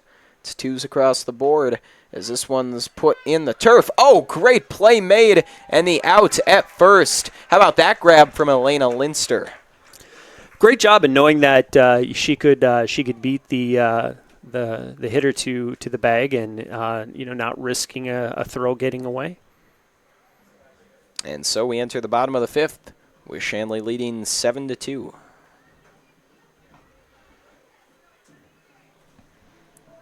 And folks, once again, we will take a minute to remind you that Shanley TV is made possible in part by the Shanley Athletic Club and their generous members. Check out their website today at shanleyathleticClub.com to learn how your membership contributes to Shanley TV, the Deacon Den, and many other student-athlete needs. While you're there, be sure to renew your annual membership by clicking the Join Now button or become a member if you're not one already. It's easy to become a member, and anyone can join. So sign up today. The Shanley Athletic Club, taking Deacon Athletics to a higher level. You know, Jed, you know, looking back, and I'm sure you're getting, in fact, I know you're getting uncomfortable talking about yourself. I can sense that, but I know there's people out there that want the information. They want to know. So at this point, and I think I know the answer to this, but could you tell the audience what your favorite broadcast, your favorite, not necessarily sport, but an individual game that was your favorite to broadcast? That is probably the toughest question you have asked me here. Oh, I got more coming. Oh, well, that's good to know. But, man, you know, there is a few. A lot of the ones from my freshman year, especially the football, just hold a special place because that was just a really cool year being a freshman and being able to do that and have this opportunity. The Wahpeton game from that year I always look back to as one of my favorites, that football season when Shanley was playing Wahpeton, just because of the talent on the field and the amount of coverage that was there. If I remember correctly, WDAY was there, Mid-Continent was there. They all had these big setups. We were there, of course. There were a couple radio stations. I remember WDAY was forced outside. They had to set up outside in front of us because we took up space in the press box. I always thought that was just really cool that we were that important. That's a big one for me. And also, you know, both St. Mary's games. Probably the St. Mary's game from my sophomore year was the first one I got to cover. Just the rivalry, and again, the amount of talent out on the field was a lot of fun to watch. Those are both football, both the two that definitely stick out. Certainly a lot of other games. Too many probably to try and mention here. Bottom of the 5th now. That pitch is up high and outside for Esterby. It's Lucian batting for Shanley. So they're back towards the end of the order here.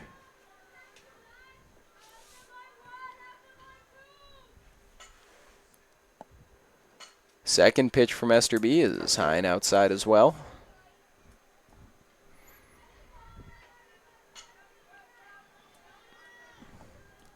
So 2-0 the count. No outs here.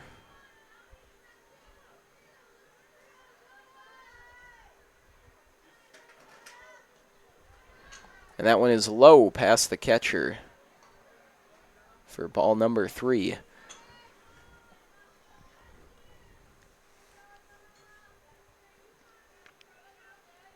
Rough start here for Esterby with 3 straight balls. We'll see if she can dig herself out of this hole.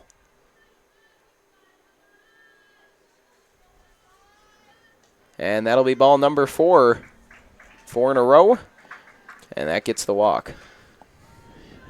Another good job of Shanley of putting base runners on with nobody out.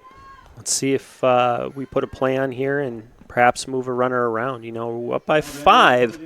Game is not out of reach yet. Adding 1 or 2 here would add a lot of comfort to that lead. So here's Kuhneman, the bunt specialist, unable to connect on that first try.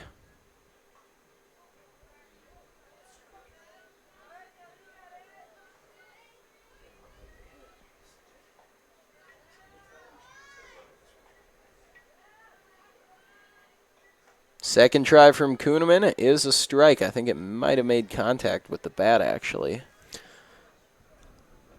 Not quite sure.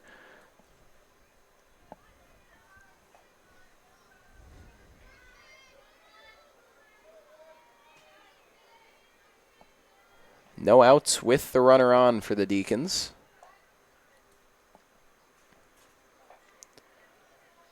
Not a bad place to be trying the bunt.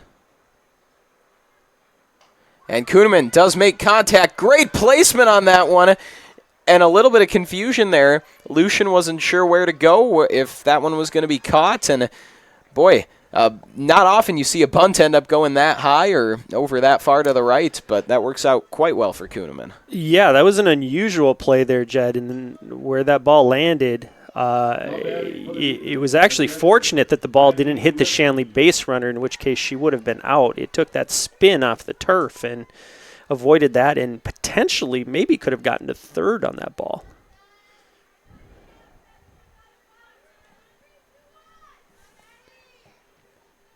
So it's Maddie Remke as we're back to the top of the order. Towering foul ball. Oh, tracked down well, in and out of the glove, but the catch is made in foul territory. How about that play? Fantastic. That, you know, if ESPN's here tonight, I nominate potential play of the day. That was almost a goal. No kidding, but it doesn't look like that's gonna stand.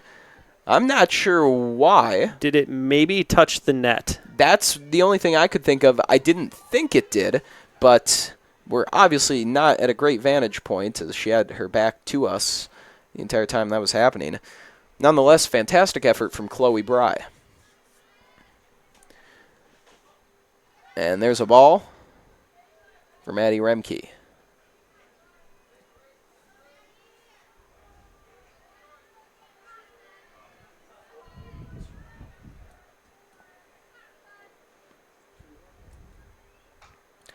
Remke blasts it in and out of the glove that time. The out is there at third.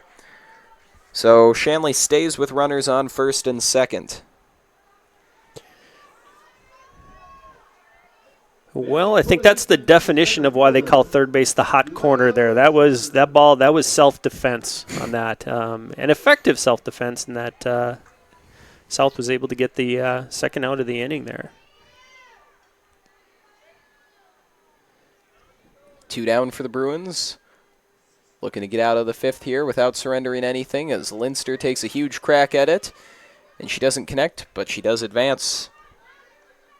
Runners on 2nd and 3rd.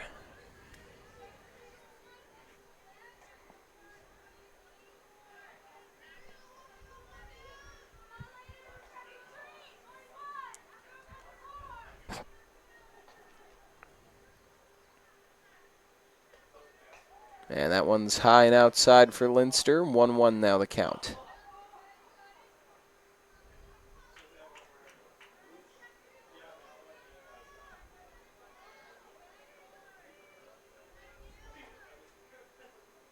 Linster sends this one jumping off the bat. It's going to bounce over the wall. So it'll be a double by rule. But she gets 2 runners home for the Deacons.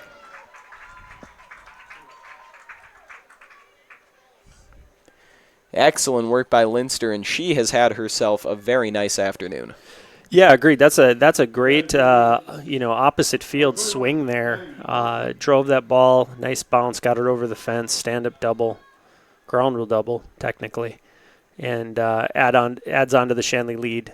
Again, feeling a little bit more secure with the 7-run lead.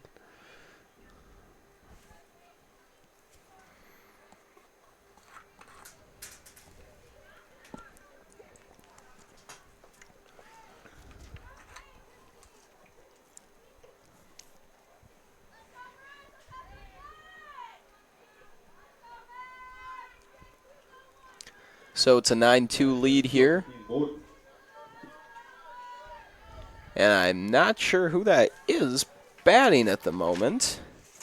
I think it's Josephine Bowden as she connects. However, that one's going straight to the second baseman. Well, I thought the out at first. That should end the inning. Correct? Or maybe not. I thought we had 2 outs. I thought we had 2 outs as well, but maybe potentially we're getting a senior night 4th out. That would certainly be a very nice gift for these seniors. Either that or we accidentally counted that foul ball we thought was an out a little while ago. I think that's more likely. Just a little. As this ball is going to be thrown, and there's that 4th out potentially as the inning now ends. Shanley walks out of the 5th with a 7-run lead and well in control of this game.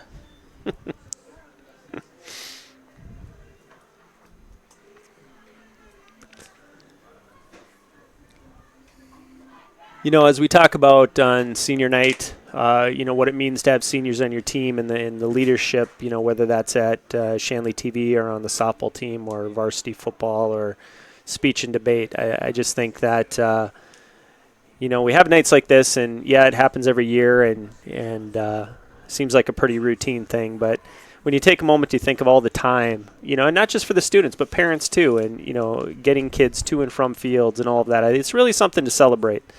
And taking a look at something like softball, which I'm a Shanley graduate from a long, long time ago, and we didn't have softball, or I'm sound like an antique here, but we didn't have softball or baseball teams, and these programs have grown from nothing, in the recent past, and it's impressive. And again, I think for that reason, senior night here at softball, it means a little extra, to see again a program like this and how far they've come and how well they play, and the enthusiasm for it. It's a credit to a lot of people.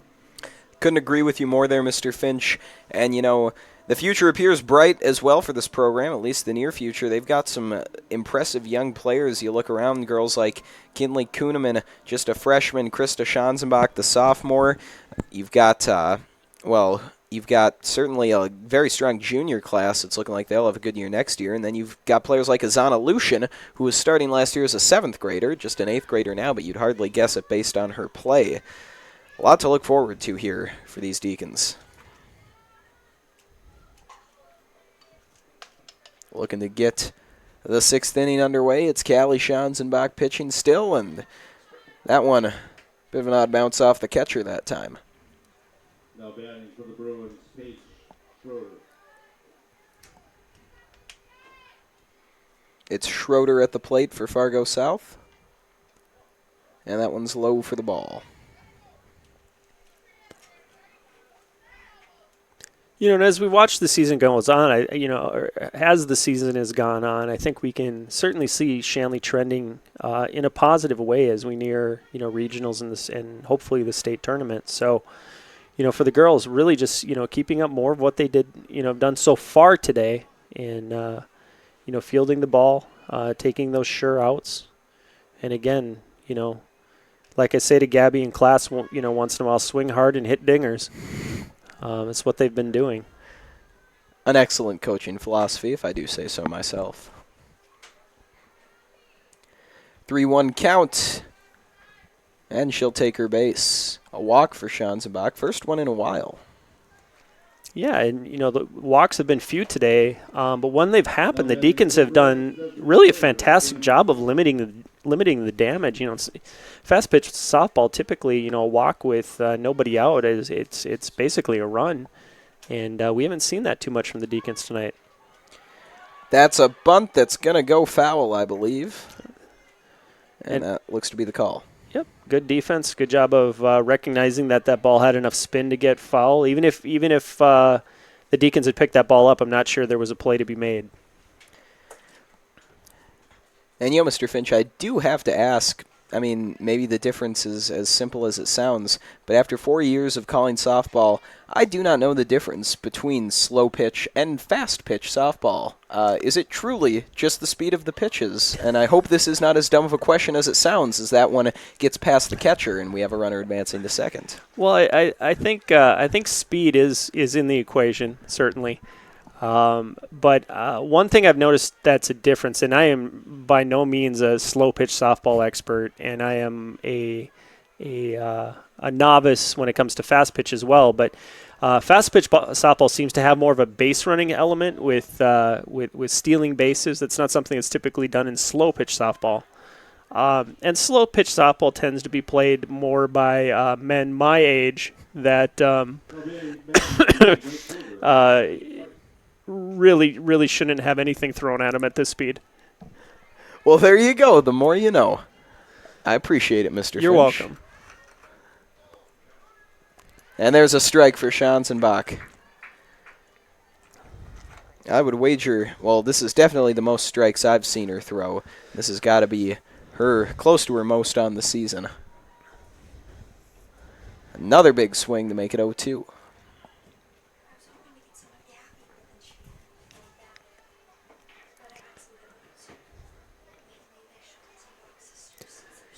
The comparison, if you had to make a comparison between slow pitch softball and fast pitch softball in comparison to baseball, this game that we're watching is much more closely related to the game of baseball in terms of the distance from the mound to home plate, the velocity, the amount of time a batter has to recognize a pitch and make contact.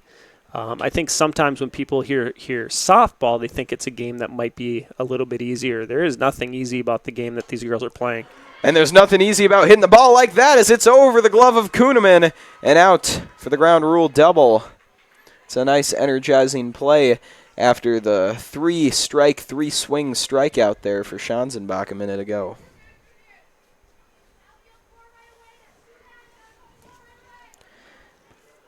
On the double that time, it was Madeline Esterby, the pitcher.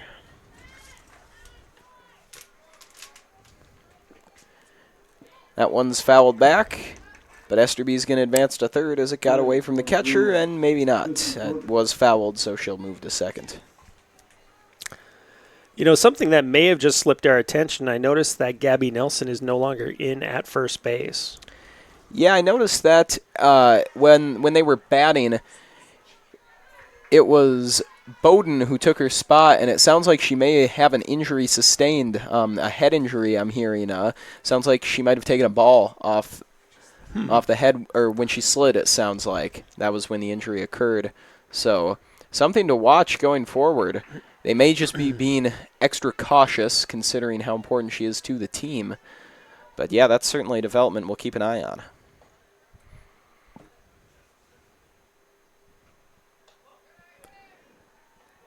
That one's high for the ball.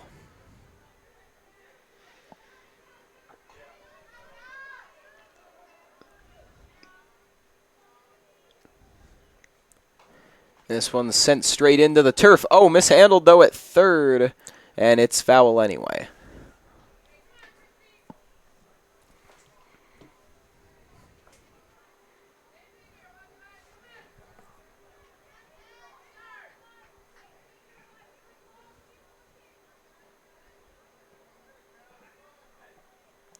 Schanzenbach's pitch, just outside for the ball. We're looking at a full count now with 2 outs. Runner on second is Esterby. And this one's sent straight down the left side into the glove of Sorensen. And so we've got runners on first and third now. The Bruins aren't done here in the top of the 6th.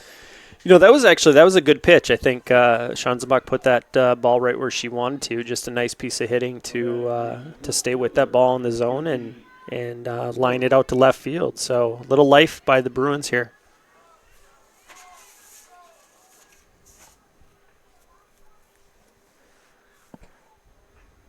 Still dealing with 2 outs and down by quite a bit, but they're not giving up yet, that's for sure. Only down 6, which really, in the grand scheme of things, is not too much when you've got this at bat here and another guaranteed after it. This ball going to be popped high up in the air, though. Oh, and it's in and out of the glove that time of the Shanley outfielder, Randy Jagger.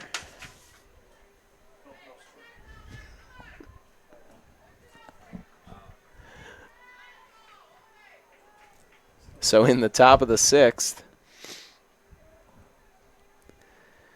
still 9-3 with runners on first and third. This one sent straight past the glove of Seefelt at third base. And it's another run scoring for the Bruins. Make that 9-4. Suddenly this lead not feeling as safe as it once did. You know, again, good 2-out hitting, good piece of hitting there for the Fargo South Bruins and, you know, closing the gap. That's what you got to do, one at a time. Unless you can get 4 at a time, then get 4 at a time. I think they'll take that, yeah. Ball blasted into the turf, and the tag out is there at third. Nice heads-up play there by Seefelt to end the top of the 6th there. Yeah, nice sound defense play there by Seefelt and the Deacons to take the sure out, get out of the bottom of the top of the 6th there, and let's see if we can add another run or 2 here in the bottom. Yeah, it'd be really nice for Shanley if they could get some insurance runs up on the board before they start the 7th inning. Will be a little more difficult though without Nelson, and they aren't in an ideal part of the order if I recall correctly.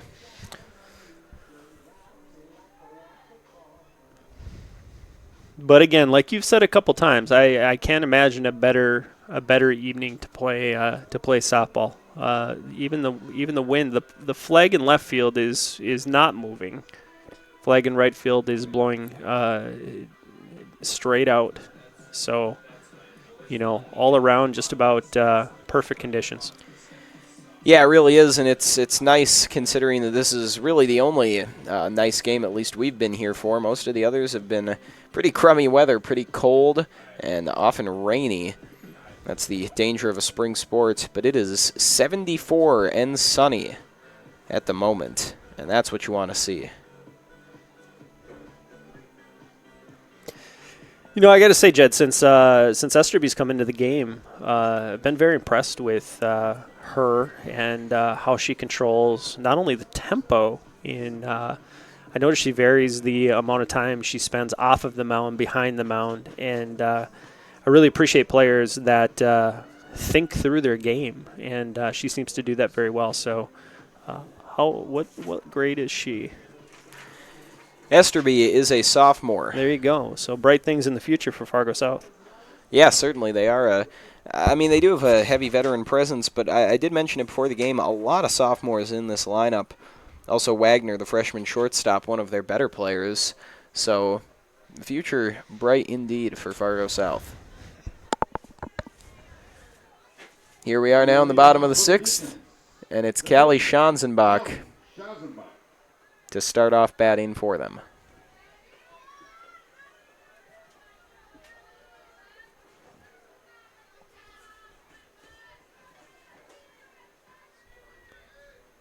Esterby winds up. Schanzenbach catches that one off a bad part of the bat, and an easy grab there for Mackenzie Schroeder.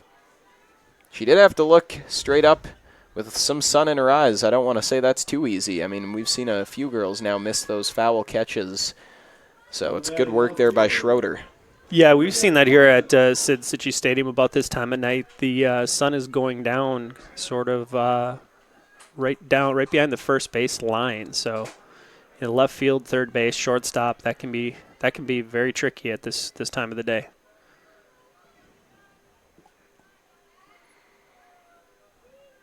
1-0 the count now. 1 out already on the board. And this one's blasted straight into the glove of Esterby.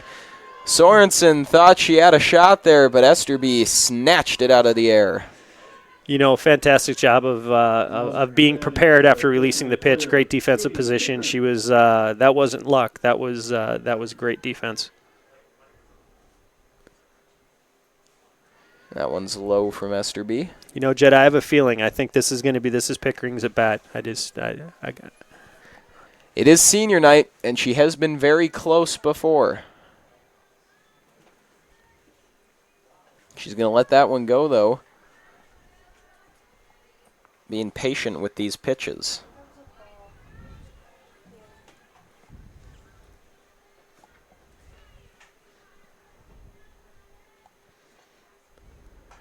And Pickering, oh! Mr. Finch, I thought you called that, but another beauty of a grab from the South defense. And Wagner just snatching that one out of the air, taking away your hopes and dreams there. Thought you were psychic for a minute. Oh, man, that was a rocket, too. That was the best ball she's hit all night. Very, very well-struck softball. Just a little snake bitten this evening. You know, Jed, here we are in the top of the 7th. Shanley with a 9-4 lead. If we can hang on, this is going to be the end of the road. So, you know, at this point in time, I'm going to take my headset off. I'm putting this down. This is a solo show from here on out. Again, it's been an honor and a privilege. I know we haven't been doing this very long, but it's been an absolute blast. So thank you for that. I wish you the best in everything you do, and you've got a lot of good things coming your way, sir. Well, Mr. Finch, I tell you what, the greatest gift you could give me is staying on that headset. These folks at home have heard me talk softball, and they know I don't have quite enough information to carry it by myself. And I do appreciate the gesture. I appreciate everything, really, here tonight. Also want to give a huge shout-out to the softball team for including me on their senior night festivities. Did not know that was happening. It was a really nice gesture from a team I've really enjoyed covering these last few years. And in this last inning, let's make this about them at least for a little while longer here. They're the final game on the docket this season, final game of my career. Let's see if they can close it out here in the top of the 7th.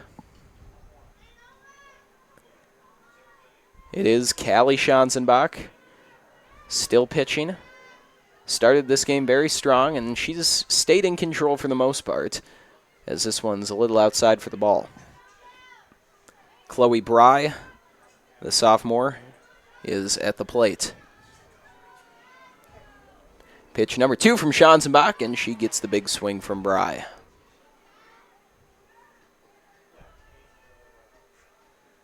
One our count now with no outs. High ball, outside.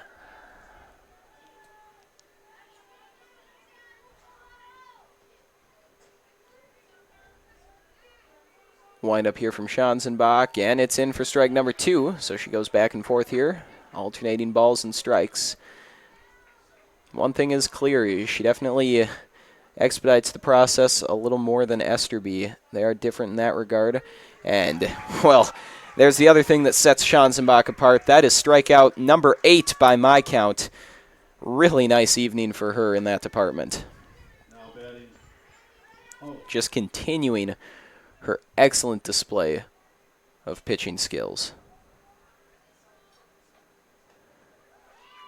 There's a swing, just a little off from April Hout, the senior.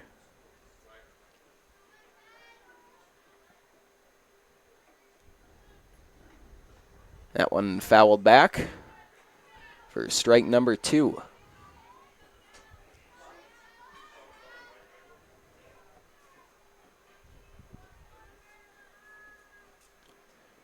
Oh, 2 count with 1 out.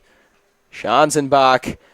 Oh, that shot from Hott collides with the third base coach. That did not look fun at all.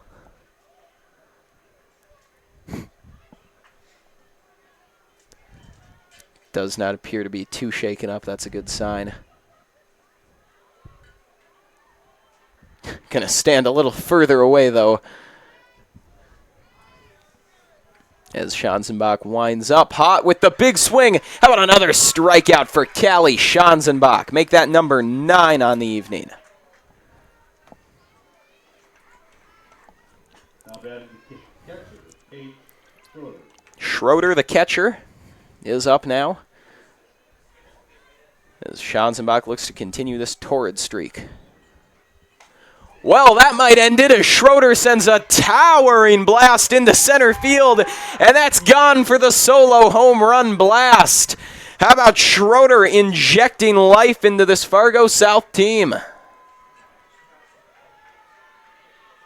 Callie Schanzenbach looked like she was gonna, I honestly thought she might go 3 up, 3 down there with the strikeouts. Not to be, however, as Schroeder gets Fargo South their first homer of the evening. Quick conference there at the mound with Schanzenbach and her infield. Likely just reassuring her. As Sam Hazelton now comes to the plate, the sophomore. And Schanzenbach looking to get back on track with that one. 0-1 count with 2 outs. Still 4-run lead for Shanley.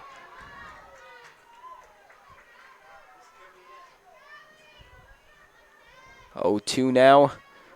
Schanzenbach wants to end it right here. The pitch.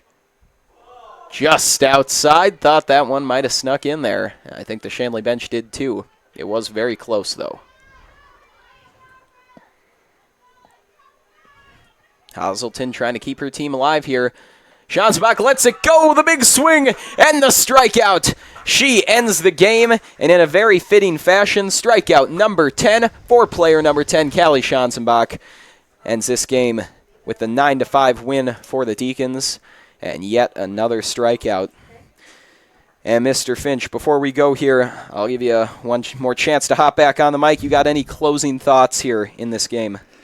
You know, this was the best performance I've seen from the Deacons this season. Sharp all around, fielding, some clutch hitting. Let's pray that Gabby Nelson is okay. You know, those head injuries can potentially linger and be somewhat serious. So let's hope she's okay. Nice swing by the Bruins there in the last inning. That was a nice shot. And once again, Jed, thank you sincerely from all of us for everything you've done. I know that you haven't always gotten the credit that you deserve for what you do. You've never asked for it. You've never sought it out, but you are greatly appreciated, and you are a part, as well as your predecessors before you, your brother and everybody else that's done this. You are a part of a culture here at Shanley that will last for a very long time, so be proud of that. Well, thank you, Mr. Finch. That does mean a lot, and I will say, you know, the people here have never given me anything but credit. Probably too much, yourself included. Just too nice. Before we go, I do want to remind people that we will be covering graduation on Wednesday, May 22nd at 6 p.m. Be sure to tune in to that, folks. I will close it out. You guys at home have had to endure quite a bit of the farewell tour here in this game. But I would be remiss if I didn't say a few words before I sign off one last time here. The biggest thing is I just have a few thank yous to say. We already touched on it earlier, but again, to my brother Gabe and to Mrs. McTaggart, probably really the two most important people who got this club going for what they did for me and the tons of other people who have participated in this club throughout the last 4 years. Just such a service to this school. You know, I entered high school like any other freshman, not really sure of what my place would be, and I really did not figure that my brother and Mrs. Mack would create that place for me in Shanley TV, and so I have to thank them immensely. I also would really want to thank all the student athletes who I've gotten to cover the last 4 years. I mean, it's nothing without them. Just great people to get to know, always willing to work with me and the rest of the crew here. Fantastic people. They've been nothing but supportive. And finally, the biggest thank you I want to give is to you guys at home. You've invited me into your homes and on your phones and TVs for the last 4 years. You've let me bring so many great events in Shanley to you, and for that I am forever grateful. Everyone at home who's tuned in over the years, you've given me something that has just meant a tremendous amount and a lot of memories that I will cherish for the rest of my life. So, for one final time, for Mr. Finch and for our entire crew, I'm Jed Thomas. Your final score from Fargo, Shanley Deacons 9, Fargo South Bruins 5. To watch the archive version of this entire game and our other broadcasts, go to shanleytv.com. The proceeding has been a presentation of Shanley TV.